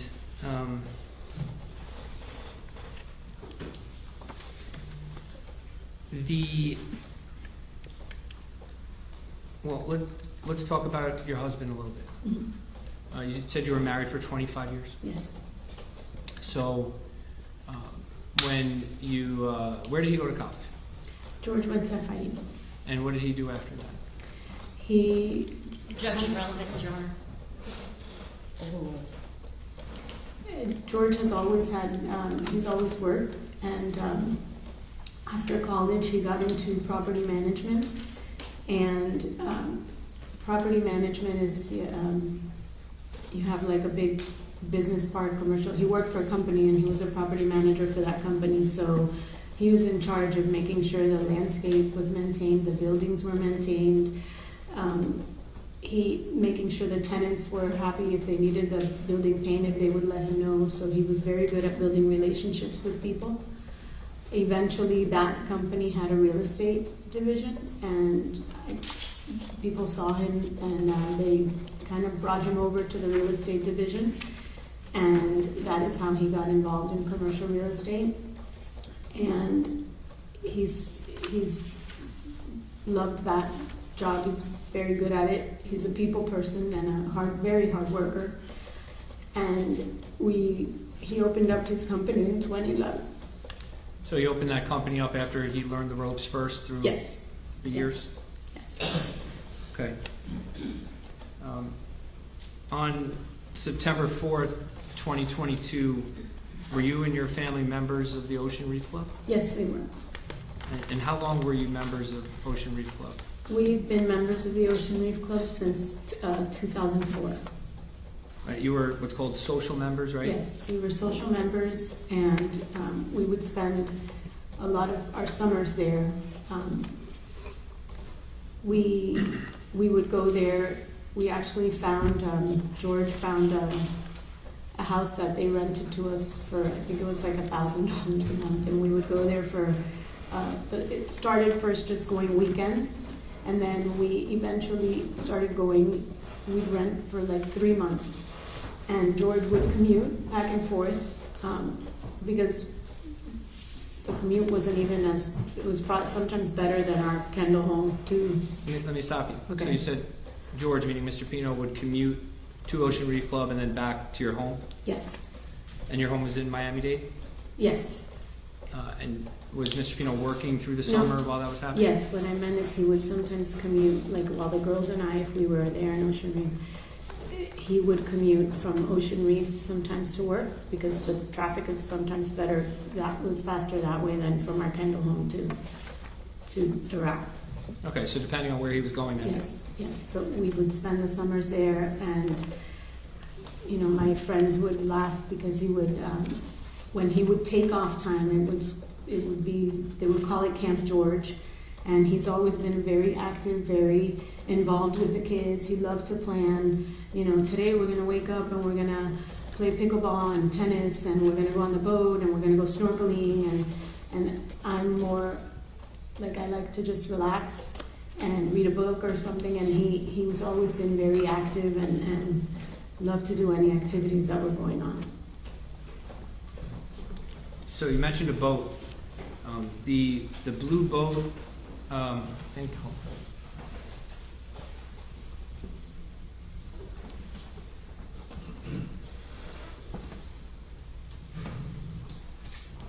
there's a big one on it.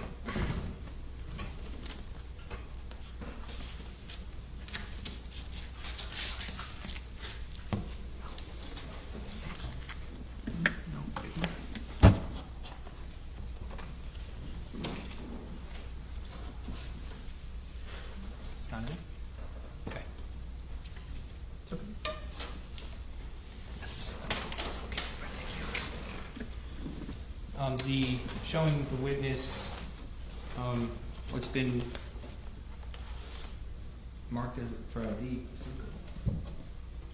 Marked for ID as Exhibit 1H. Just for reference, this boat is the boat that was in the accident on September 4th, 2022? Yes. Okay, so prior to this boat, did you and your family own another boat? Yes, we did. It was a yellow boat. No, just demonstrative. The other boat that you owned previously, what kind of boat was it? Do It you was remember? a yellow robalo as well.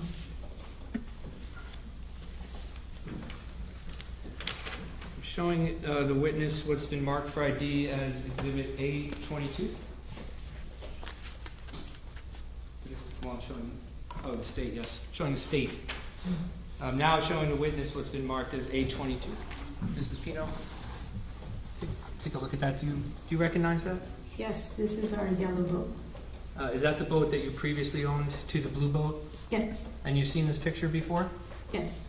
So did it offer A22 into evidence? No objection. Without objection. A22, marked for identification, defense exhibit S.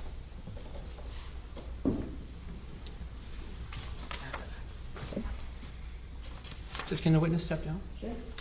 Mrs. Pino, if you can join me over here. Just press keep your voice up now. Okay. Thank you. So I'm publishing Exhibit S now for the jurors. Mrs. Pino, you can kind of step here so you can see. Do you see numbers here on the engine? Yes. What are the numbers there? 225. And do you know what that means? The motors have 225 horsepower. Okay.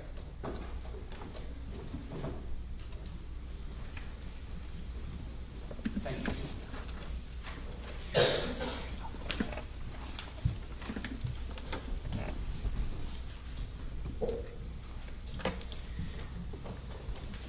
So as members of Ocean Reef Club, you had that boat at Ocean Reef Club? Yes. As members there, did you oftentimes vacation with some of your friends? Yes, we Like who? we had a lot of friends that were members, and Andy and Melissa were members, and we would see them there in the summers a lot, and that's really where the girls hung out a lot. And we would always take friends. We always had girls with us, and a lot of the parents of the girls would also attend Ocean Reef, and we'd see them there and hang out with them there. Okay, and for clarity, when you say Andy and Melissa, you mean Andy and Melissa Fernandez? Correct. And when you say the girls, who are you referring to? Are they kids, adults? Lucy, Ceci, Gatti, Coco would come with us. All the girls we've taken there before. Okay, and on any of these trips, is this where it would be kind of like Camp George, like you said? Yes.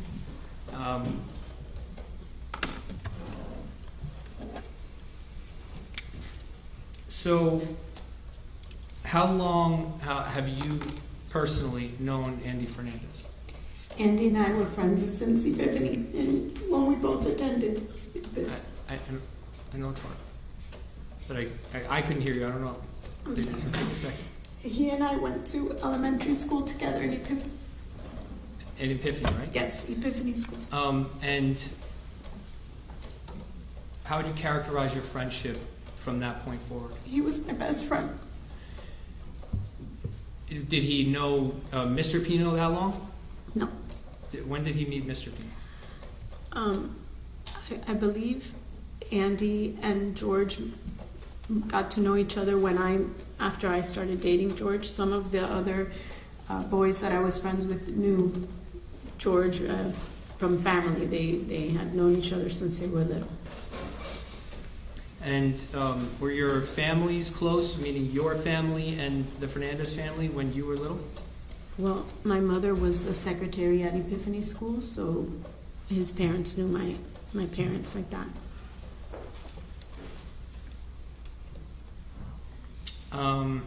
What about through high school and college? You guys remained friends? We were very close through high school, all through high school. all through college. Andy read at my wedding. We were always very close friends. Your families would vacation together, correct? We would Just see leading, Your Honor. Would your families vacation together? we would see each other at Ocean Reef in the summers and hang out together. Okay. I'm going to fast forward a little bit now Mhm. to the weekend of Labor Day in 2022, okay? You remember that weekend? Yes. So what was the plan for the weekend? We were celebrating my daughter's birthday, and we were going to have some girls. We had rented a house, and they were going to stay with us, and we were going to go have a day of activities, and then end it with like a party, a dinner, at a place called The Point. Before that, though, on Saturday, did you host any kind of party or dinner at your house? Saturday, the girls had the night before, they were at a Columbus Beach Bash party. So I drove from Ocean Reef because I was there. I drove down, I met them at my house. We drove to Ocean Reef. And then that night, we went to, I had made lasagna, and we had a dinner party at my house with the girls and the boys. And how many people attended the party? Around 20. You cook for everybody? Lasagna? Yes. So, in the house that you rented for that weekend, you had girls staying there? Yes. How many girls do you remember? Saturday night, there was about, it was 9 girls stayed at the house because one of the girls stayed with her parents that evening, and 2 of the girls showed up on Sunday. So, you had, how many girls did you say? 9. 9 girls, and you and Mr. Pino, that's 11, right? Yes. So how did you get to 20 people at the party? We had the boys, the group of boys. It was about 6 or 7 boys that came, and there was 2 other couples with us. Okay. And they were there that weekend as well to Yes. celebrate? Yes. So let's turn now to Sunday. How did the day start? We woke up and we watched a virtual mass, and with whoever woke up, and we went to play pickleball. George had arranged like a little pickleball tournament with the girls and the boys and the adults. Well, let me stop you. You said you had a virtual mass. What does that mean? You watch mass on the computer versus going out to Key Largo. And who watched it? I believe it was George and myself, Ceci, Sarah and Andrea had already got in there. I think Claudia and Pao. So a few of the people there. Yes. And then after that ended, what did you guys do? We went to the pickleball courts, and George had arranged a pickleball tournament with the boys and some of the parents as well. So the pickleball tournament, you said with the boys. Do you mean including the boys or only the boys? Including the boys. It was the girls, the boys, they all played. And some of the adults were there? Yes. Okay, so now we know pickleball tournament happens. Was that successful? Yeah. Everyone have fun? Yes. And after that, what happened next? Then we went back to the house, everyone changed, and we had lunch and we left on the boat. Now, was the plan that the girls would go with George on the boat? Yes. Were there enough seats on the boat for every girl to sit? Yes.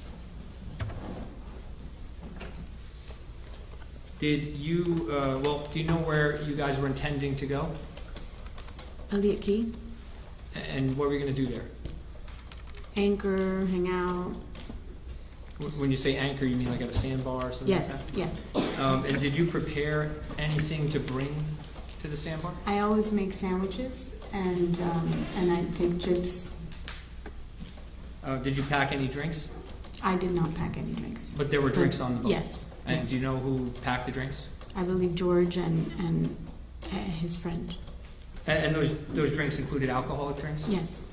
And you knew that everyone there at the sandbar was going to share a few drinks or whatever, right? Yes, yes. Now, Do you know how many people in total were at the sandbar? 36, I believe. Did you actually prepare a list of the people you recall being there? Yes. Judge, may I approach? Yes. Showing the witness what's marked I don't as... object to being admitted, Judge. No object? Okay. Offer defense A21 into evidence. A21, Mark D now becomes defense exhibit T. I'm showing the witness defense exhibit T. Mrs. Pino, is this the list that was prepared of the people at the sandbar? Yes. And how many girls were there at the sandbar? 13. And how many boys? 8. And the when we say girls and boys, what do you mean by that? Like non-adults? The teenagers, yes. Or under 21? Yes. Okay. And then where it says adults, how many people were at the sandbar? 15. And were all, to your knowledge, these people sharing in alcoholic beverages at the sandbar? Yes. So I'm just going to publish this quickly.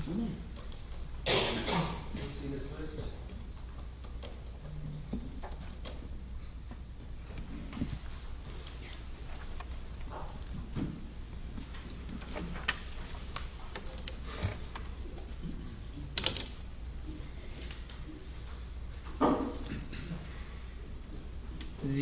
The 15 adults included you and George, correct? Correct. So it wasn't 15 plus you two, it included you? Right. Okay, it also included Andy and Melissa were there? Correct.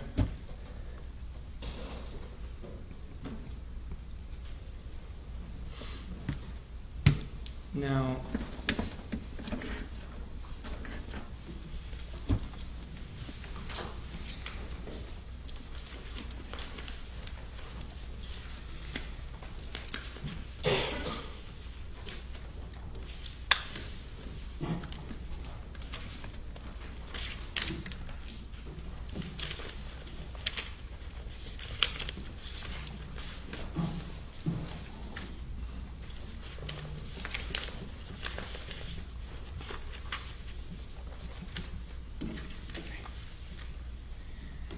at the sandbar, you testified, I think last week you had 1 to 2 Proseccos and, how do you say it? Chambord. Chambord.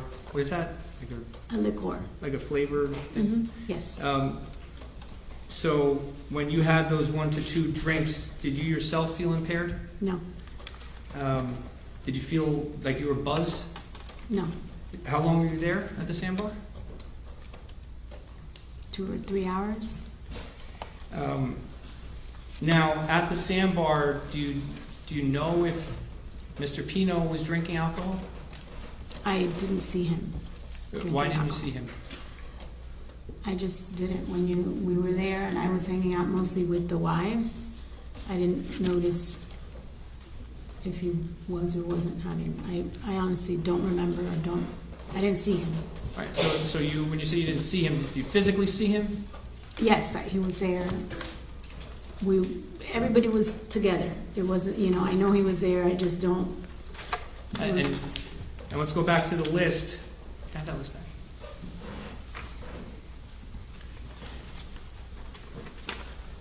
Of the 15 adults approaching the witness with defense exhibit T, when you say it was talking to the wives, how many wives are there that you were hanging out with?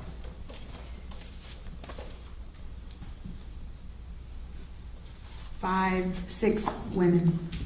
Okay. Can you say their names? Yes. Lourdes, Margie, Tiffany, Melissa, Kelly, and Kelly's friend. You and George would go to sandbars often? Yes. And when you would go, would this be common for you to hang out with the wives and George to hang out elsewhere? Yes.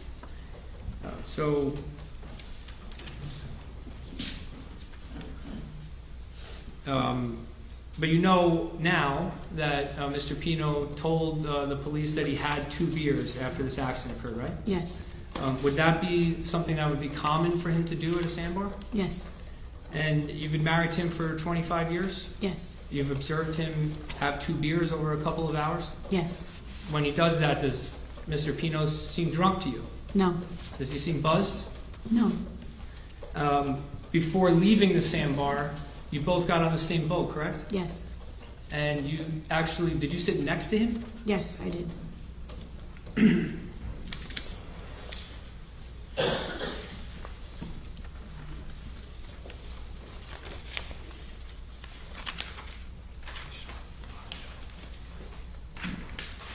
I don't object to this, Commissioner Judge. No objection, Judge. I'll offer 827 and 828 into evidence. 827, mark for identification, now defense exhibit U. 828, defense exhibit V, as in Victor. Thank you. So I'm showing you U and V, defense exhibit U and defense exhibit V. Are these the same exact photo? Yes. What's the difference between the two? Why are they 2 different exhibits? This one looks like if it's from the phone, and this one is just zoomed in. What do you mean this one is from the phone? This one has the date and the time. Why don't we go and show the jury if that's okay with the court? Thank you. So I'm going to sit so I can get closer. You kind of. Okay, so you got 2 photos here. Are they the same photo? Okay, so why are they 2 separate exhibits? What is that? I need you to keep your voice up. I'm sorry, I can't hear you. This one has the date and time, here, and that one is just So that time on exhibit U on the top left there, what does that time say? 80. What does that time reflect? The screenshot? Yes. Okay, and then what is this date here? September 4, 2022? Correct. What is that? The date. Is that the date the picture was taken? Yes. And then what about that gray time there underneath that? What number does that say? 6:30. It says 1831. It's not, but it's 6:31. That would be 6:31 p.m.? Yes. Okay.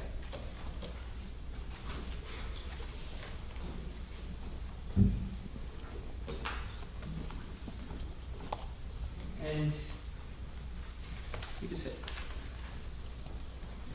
Mrs. Pino, that's you on the left there? Correct. And the person there with the white hat, who's that? That's George. That's George.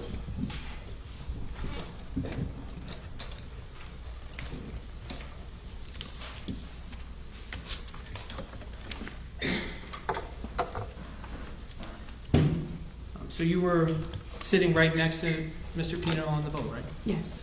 So before you left the sandbar, what did you do? I got on the boat and I was cleaning up. I'm sorry.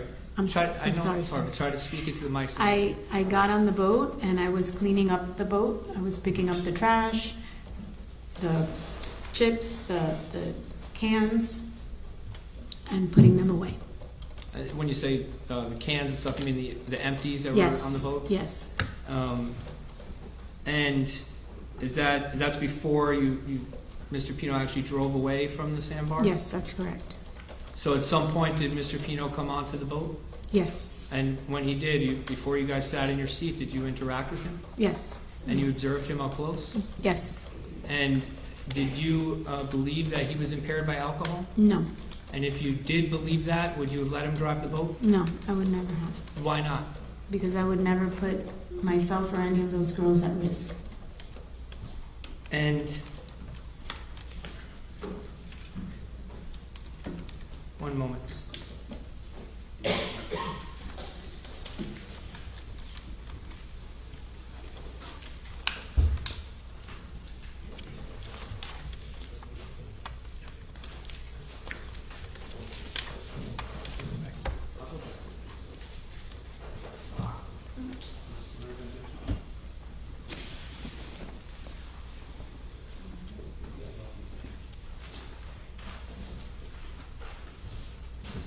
Judge, I believe there's no objection.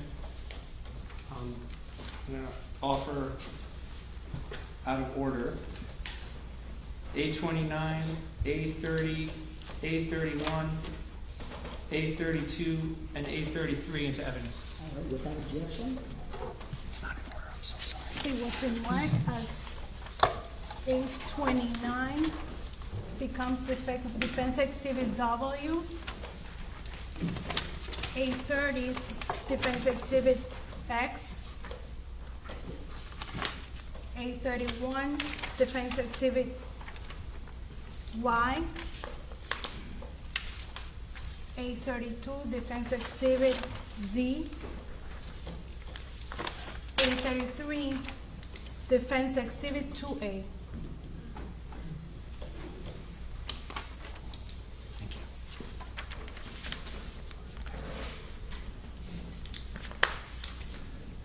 Okay, Mrs. Pino, I'm going to go through these with you. Defense Exhibit W. Do you recognize who's in this photograph? Yes. Who is it? Cami, Ceci, and George. Your name's Ceci. When you say Ceci, you mean your daughter? Yes. And do you know when this photo was taken? The day of the accident.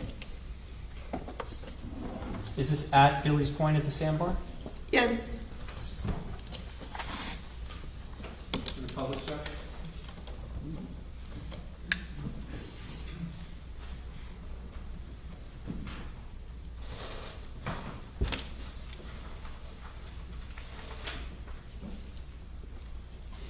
Showing Defense Exhibit X. Do you recognize the people in this picture? Yes. Yes. Who are they? Carolina, Lucy, Coco, Claudia, and Ceci, and George. And where's George? He was doing compartment stuff. Okay. And was this taken on September 4th, 2022? Yes, it was. Was this before you left Billy's Point to head back to Ocean Reef? Yes, it was.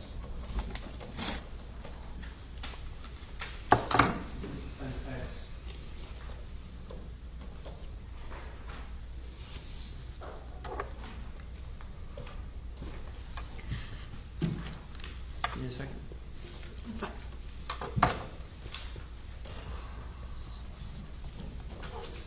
Okay, kind of do these faster so we can just, okay. This is defense Y, defense Z already in evidence, and defense 2A. You recognize these photographs? Yes. And were they all taken on September 4th, 2022? Yes. Were they all taken at the sandbar? This one was not. Where was this one taken? We were leaving out of Ocean Reef because you could see the house or condo there. Okay, so the boat's idling here? Yes. Okay. And the public judge? Yes.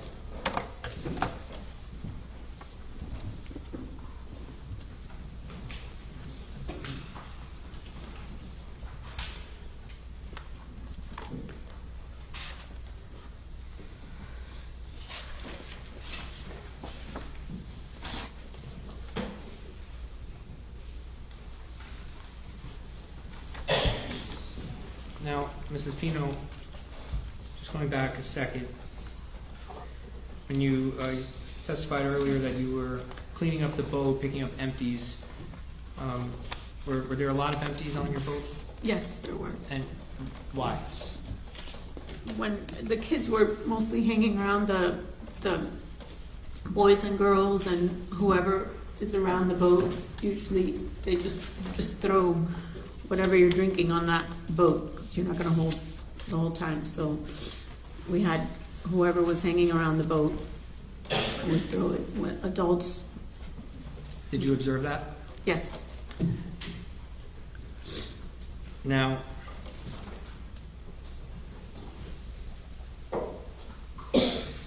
on the way back to Ocean Reef, you said you were sitting next to Mr. Pino? Yes.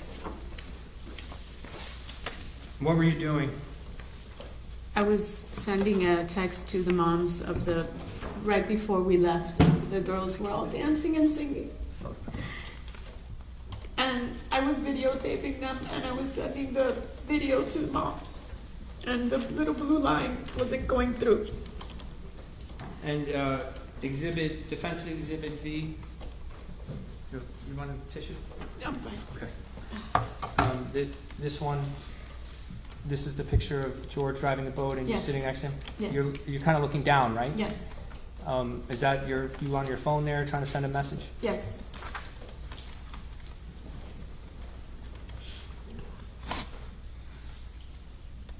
And you know who took this picture?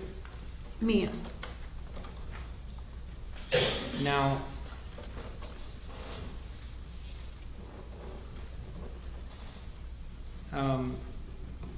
you're trying to send this message and it's not going through. Did you get messages through though? You were sending some pictures or no?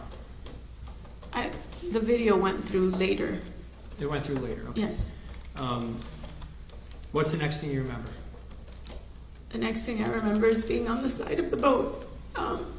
Being on the side of the boat, and there were a couple girls in front of me, and I told them to jump because water was coming on the boat.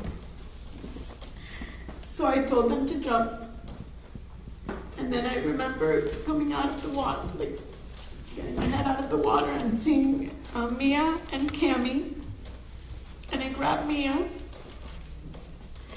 And Mia's she's bigger than me, she's taller than me, so it was hard for me. And there was a cushion floating. And Cammie was there, and I asked Cammie to give me the cushion so I could hold Mia. And I was holding the cushion and leaving Mia on me. And I remember just turning around and seeing some of the girls and saying, "Who's missing? Who's missing?"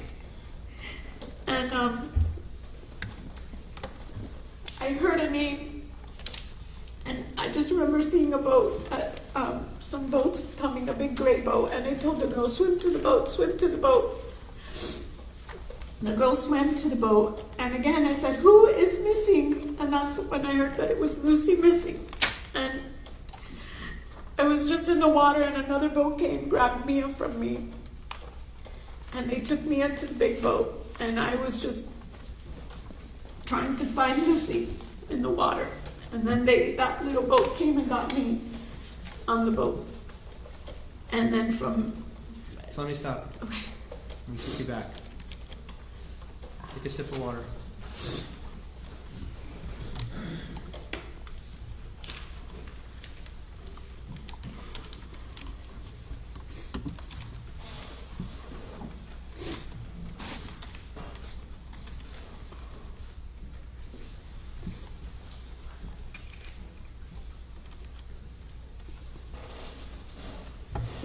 So, you're trying to send a video, right? Yes. Next thing you know, you said you were straddling the side of the boat. Yes. I'm going to show you State's Exhibit 11. Do you recognize this? Yes. Is this the Robalo? Yes. Do you see here in pink where it says Mrs. Pino? Yes. I have a blue pen here. If you can just mark down like kind of where you ended up. The next thing you remember, you said straddling the side of the boat. Just write your name.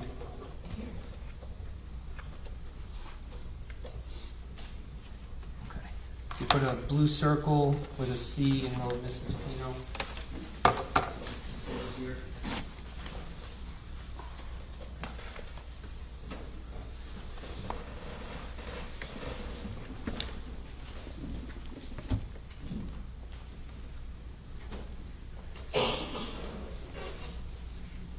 You wanted the girls to jump out of the boat? Yes. Is that because it was sinking? Yes. Now, at this time you're in the water, what are you feeling? Chaos? Yes, we were in the water. I had Mia and Cammie, and I just remember turning around and seeing some of the girls and just, I knew I had to get them. I didn't see anything near us, and I knew I had to get them to somewhere. So I remember just seeing a big gray boat coming towards us and going like this, and that's when I told the girls, swim to the boat, swim to the boat. And they swam towards the boat, And that's when I remember asking again, who is missing? Who is missing? And that's when they told me that Lucy was missing.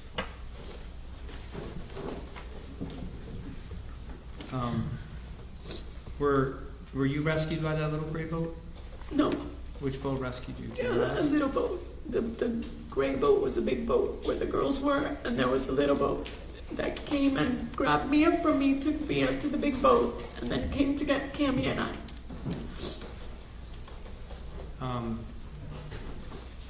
When you were on that boat, did you see Mr. Pino?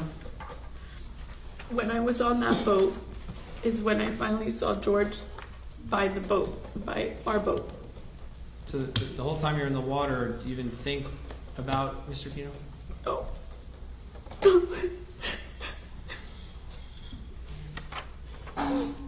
No, I didn't. I was just thinking of the girls. And when you first saw him, what did you see? He was just a little head bobbing by the boat. And he just looked, like he was just shocked, and I just saw his little head.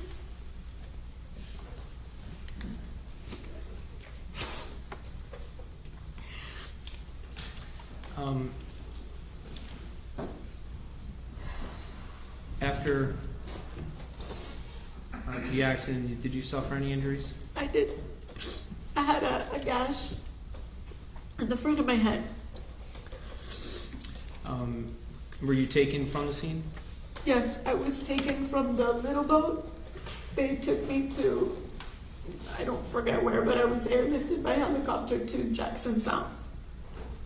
And while this is going on, did you see your husband at all? No. So did you have any idea what was going on at the scene at this time? You're no longer there? No. When's the next time you saw Mr. Pino? I saw him the next day. I checked myself out of the hospital and I got home and I saw him at home. And do you know if he went to the hospital? Yes, he did. Did you observe that he had any injuries? Yes, when I saw him, he had staples in his head. His teeth were fractured.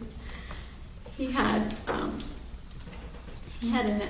his elbow had stitches. He had a gash on his leg.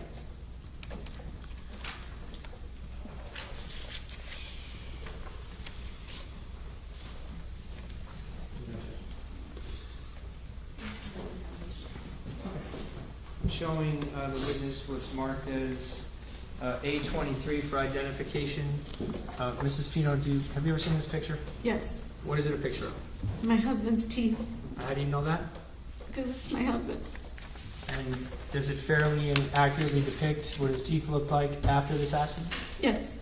Judge, I'd offer A23 into evidence. No, Judge. 823, for identification, now defense exhibit 2B.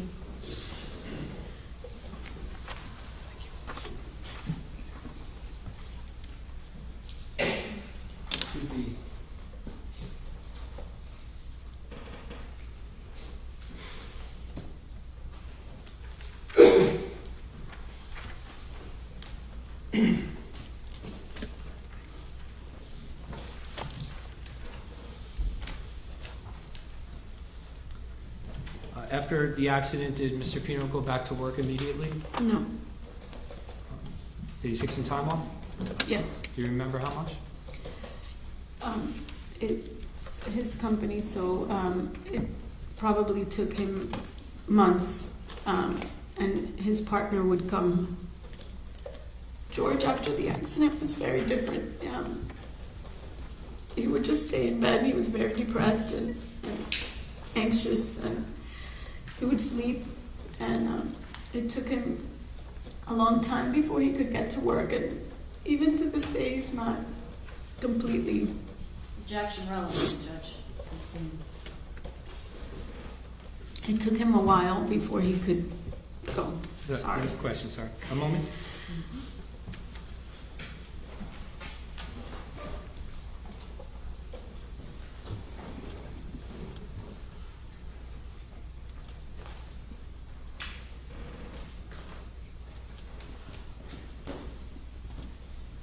Judge, can we have a 5-minute recess? You have more questions? Just a few, but Well, we're going to take just a couple of moments. Actually, can I have the jury go into the jury room? Sure. A couple of minutes? All right. Please leave your notepads at your seats if you would. Step into the jury room. Do not discuss the case.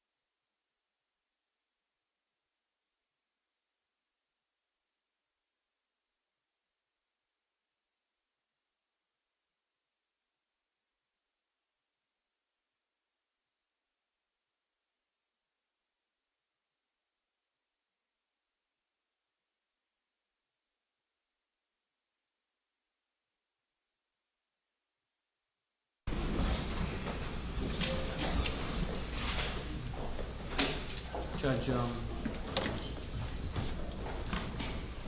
the side.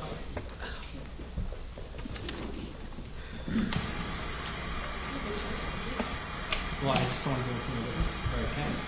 Unless you want. Yeah, exactly.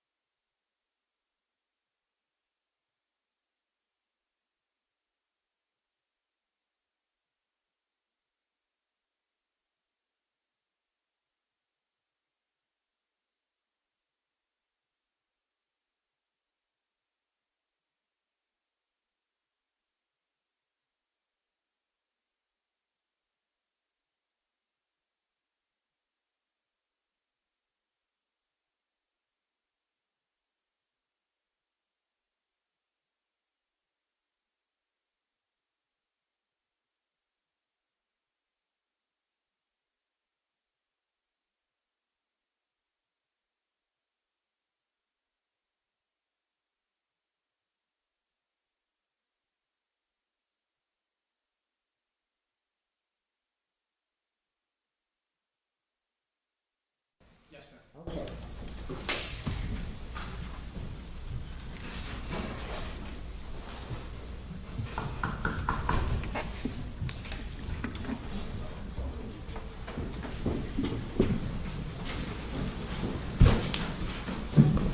All rise.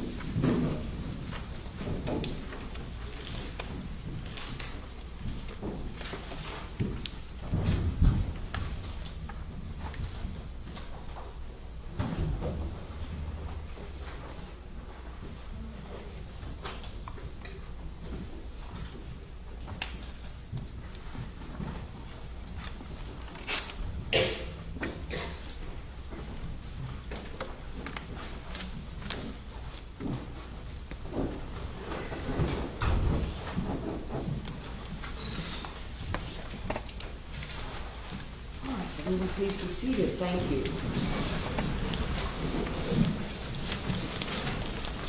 All right, counsel, you can continue. Thank you, Judge. Mrs. Pino, only a few more questions for you. I want to show you what's already in evidence as State's Exhibit 13. These are answers to interrogatories that you signed in a civil matter. Yes. Now, on the last page, which is page, are there page numbers? Okay, well, the last page, is that your signature there? Yes. And the date is what? October 19, 2023. Now, does it say, "I declare under penalty of perjury under the laws of the United States"? You see that paragraph? Yes. What does the last part of that sentence say? Can you read it?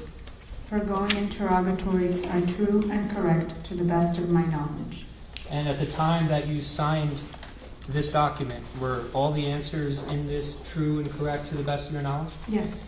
And why, how can you answer questions if you don't have a recollection of how the accident occurred? Because that is how I understood the accident occurred, because that's what my husband told me. And did you have any reason at the time to doubt that? No.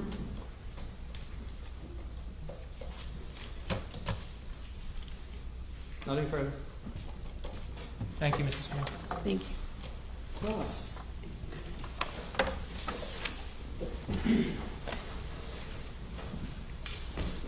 Mrs. Pino, you signed a document under the penalty of perjury that the crash happened because of the wake of another vessel, correct? Correct.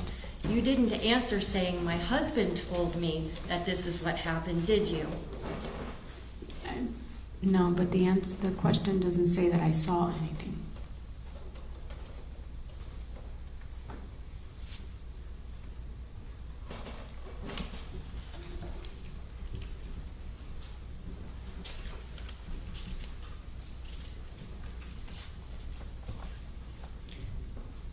Describe in detail, this is from State's Exhibit number 13 in evidence.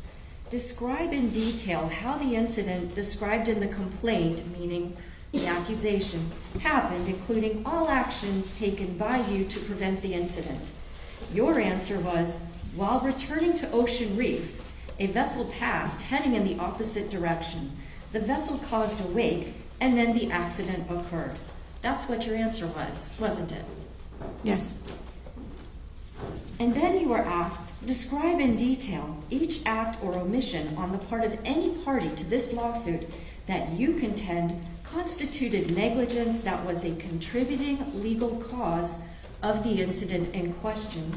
And your answer was, the wake of the unidentified vessel headed northbound was a contributing legal cause of the incident in question. That was your answer, wasn't it? Yes.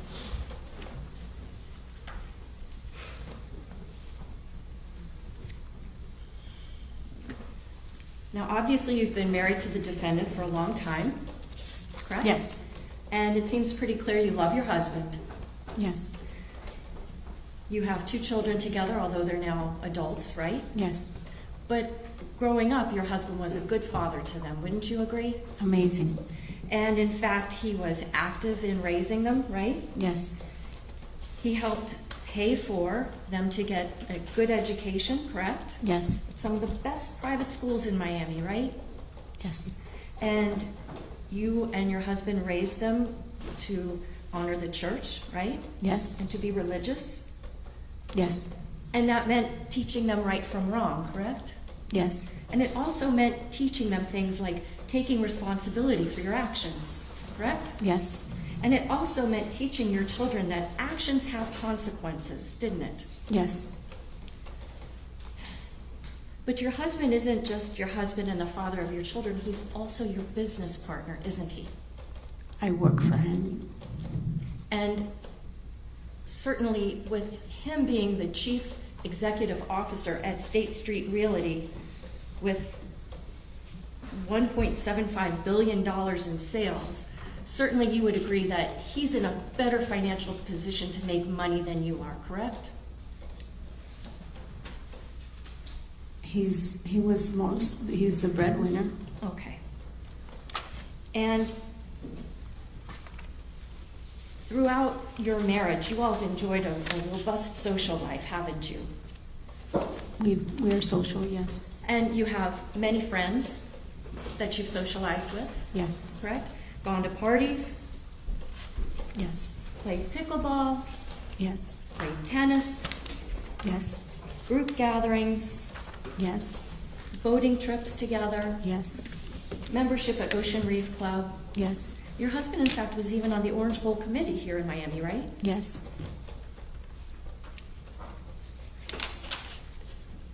Now, on the day that his boat crashed into that channel marker, you've already explained to us in your testimony that you had 1 to 2 Yetis with Prosecco and a splash of Chambord, correct? Correct.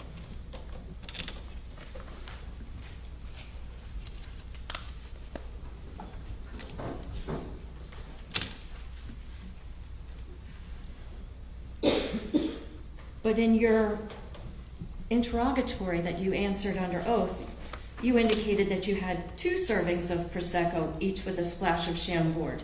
Not 1 to 2, you answered 2, correct? If that's what it says there. Do you want to look at it? Sure. May I approach, Your Honor?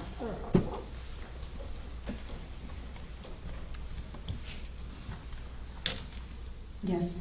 So you said in your interrogatory that it was 2 servings, not 1 to 2, correct? Yes.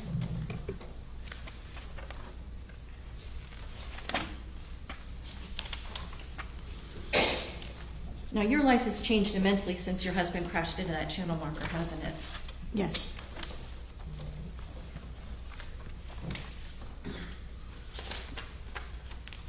Showing counsel states 5W and 5X.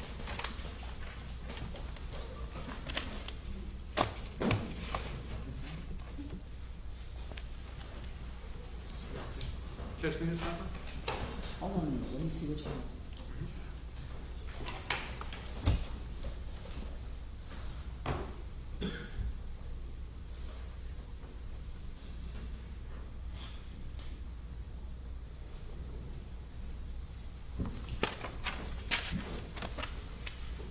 All right, come on over here for a moment.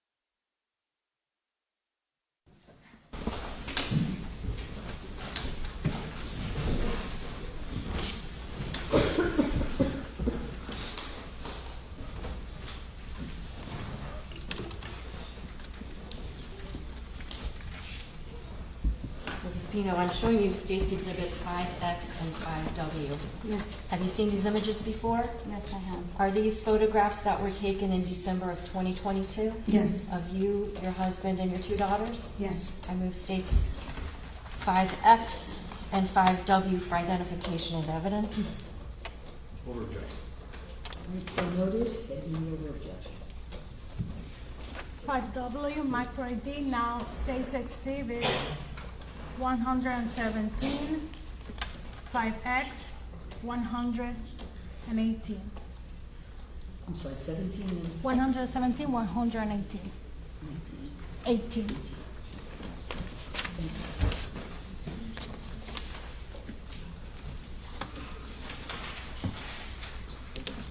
These are the images of your grieving husband and just a couple of months after this horrific crash, correct? Objection, Judge. Overruled. Can I explain? That was, I didn't have any questions for her. The question She was, wants to explain her response, counsel. Okay, I understand if I can just get back to the podium first.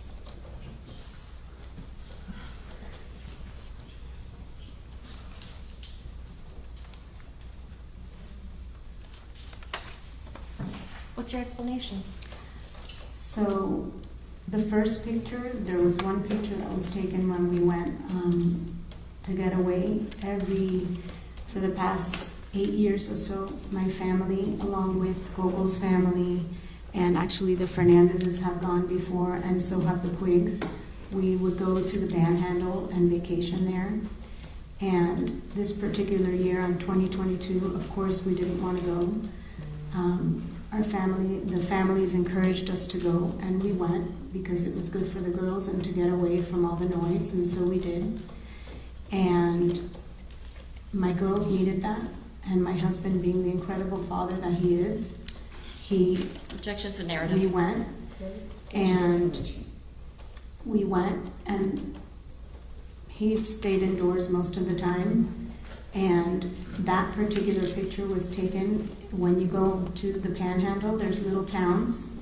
We stayed in Seaside, and you can drive to Rosemary Beach, and that's where that picture was taken. We went with Claudia's family as well that day. And my eldest posted that picture because it was probably one of the first times she had seen her father smile in a long time. Okay. And she posted that picture. Thank you, Judge. Now, when Can you I were, explain the second picture? Go ahead. The second picture is my girls' high school that they go to. Their senior year, they don't. Their senior pictures are not traditional pictures where you have the gown that you wear and you pose. You take family photos, so you go to the school and you take a family photo. And my eldest was home from college, and we had to take the picture in December because it's when she was home. And our family got together and we took that picture. That picture was actually posted in March when her best friend's family sued our family, and the motto, she puts in the comment, "Love conquers all," which is their school motto. Love conquers all. now, I noticed that when the defense attorney was asking a lot of questions, you were crying quite a bit. Fair to say? Yes. Okay. Your daughter, little Ceci, your namesake, she wasn't badly injured in this crash, was she?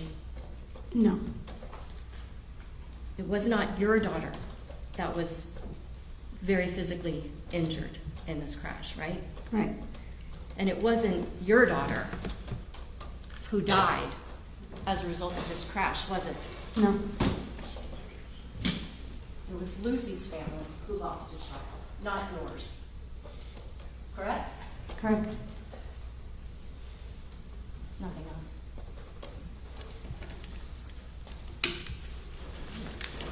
Counsel, redirect? Just briefly. Sure.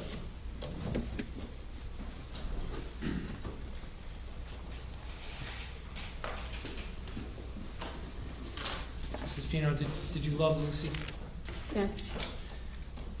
Can I ask you a question about the interrogatories? Yes.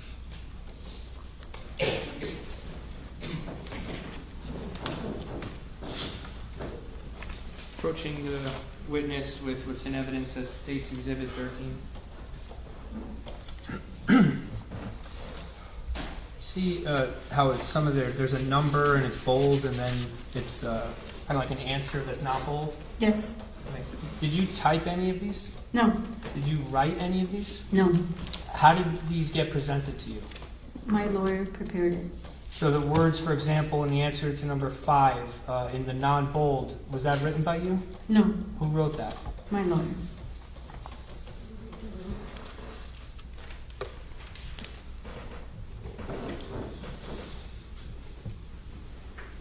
A moment, Judge.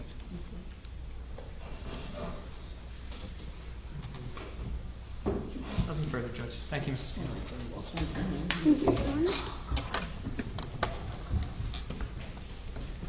Can I see everyone just for a moment? I don't need the court order. She's saying the same?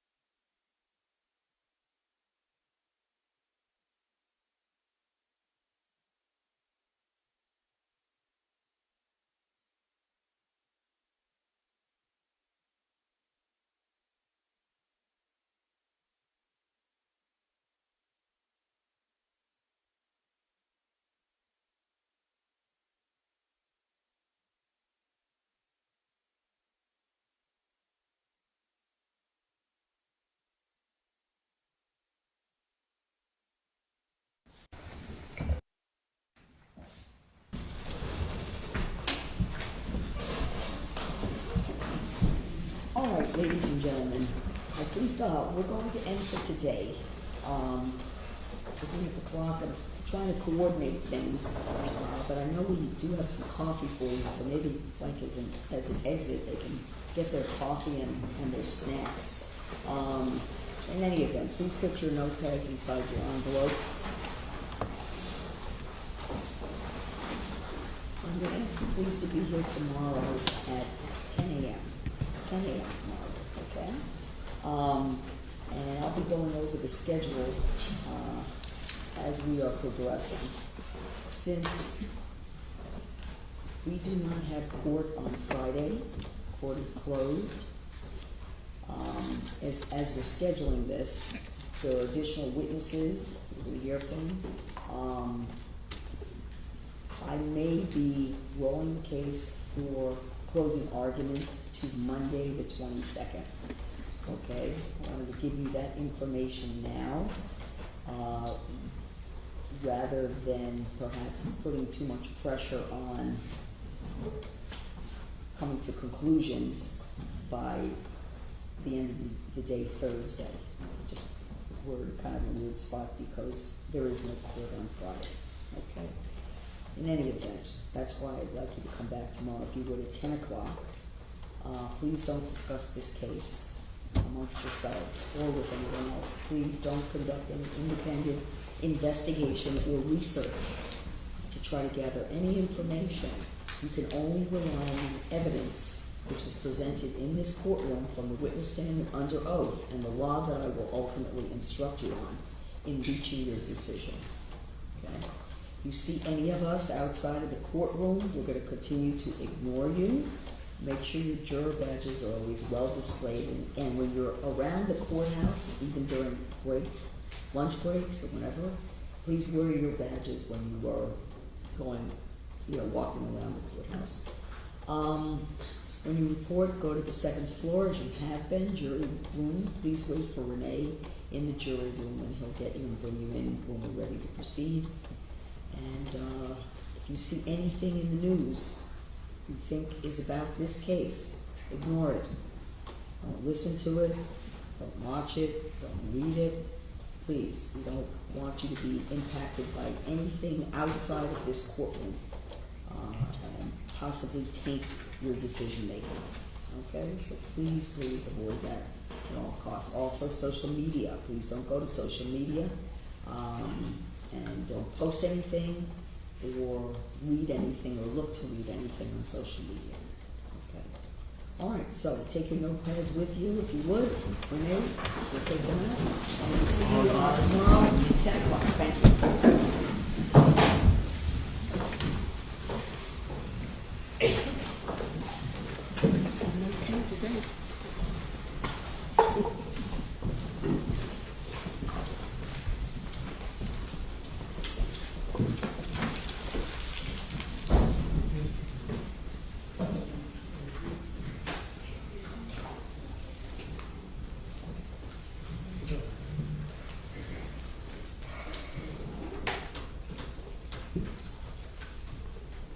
You can all be seated.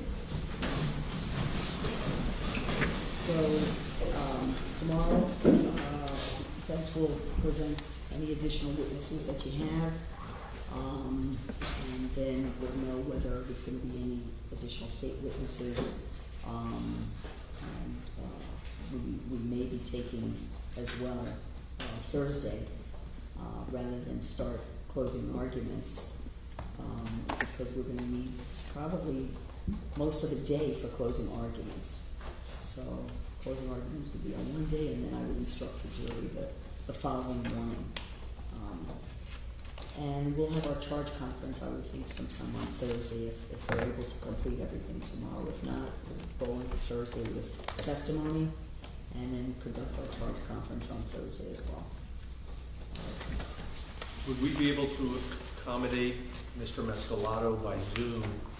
He has a vessel inspection tomorrow morning till about the earliest he can get here. He said it's 2, but he'd make himself available by Zoom if that would be acceptable to the state of the court. Of course, the state put him on as a witness, so the jury's met him already. And so, if parties would agree to that, but when would he be available? Did you say? By Zoom, he can do it in the morning. Right. In person at 2 o'clock. Okay. Well, let's play it by ear there. I'm good either way. I don't think there would be any objection for him to be on Zoom, but I'll discuss it with counsel. We'll let you know. and then we'll have to set up a Zoom link for him that you were going to be the other witness, because my Zoom is. We'll take care of it. Okay. All right. Nothing further. See you all tomorrow at 10 o'clock. Thank you. Thank you.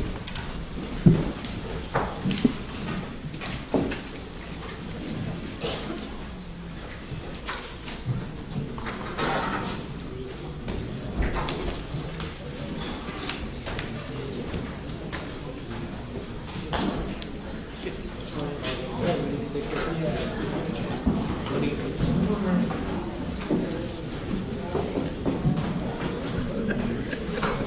I know that's right. I'm out.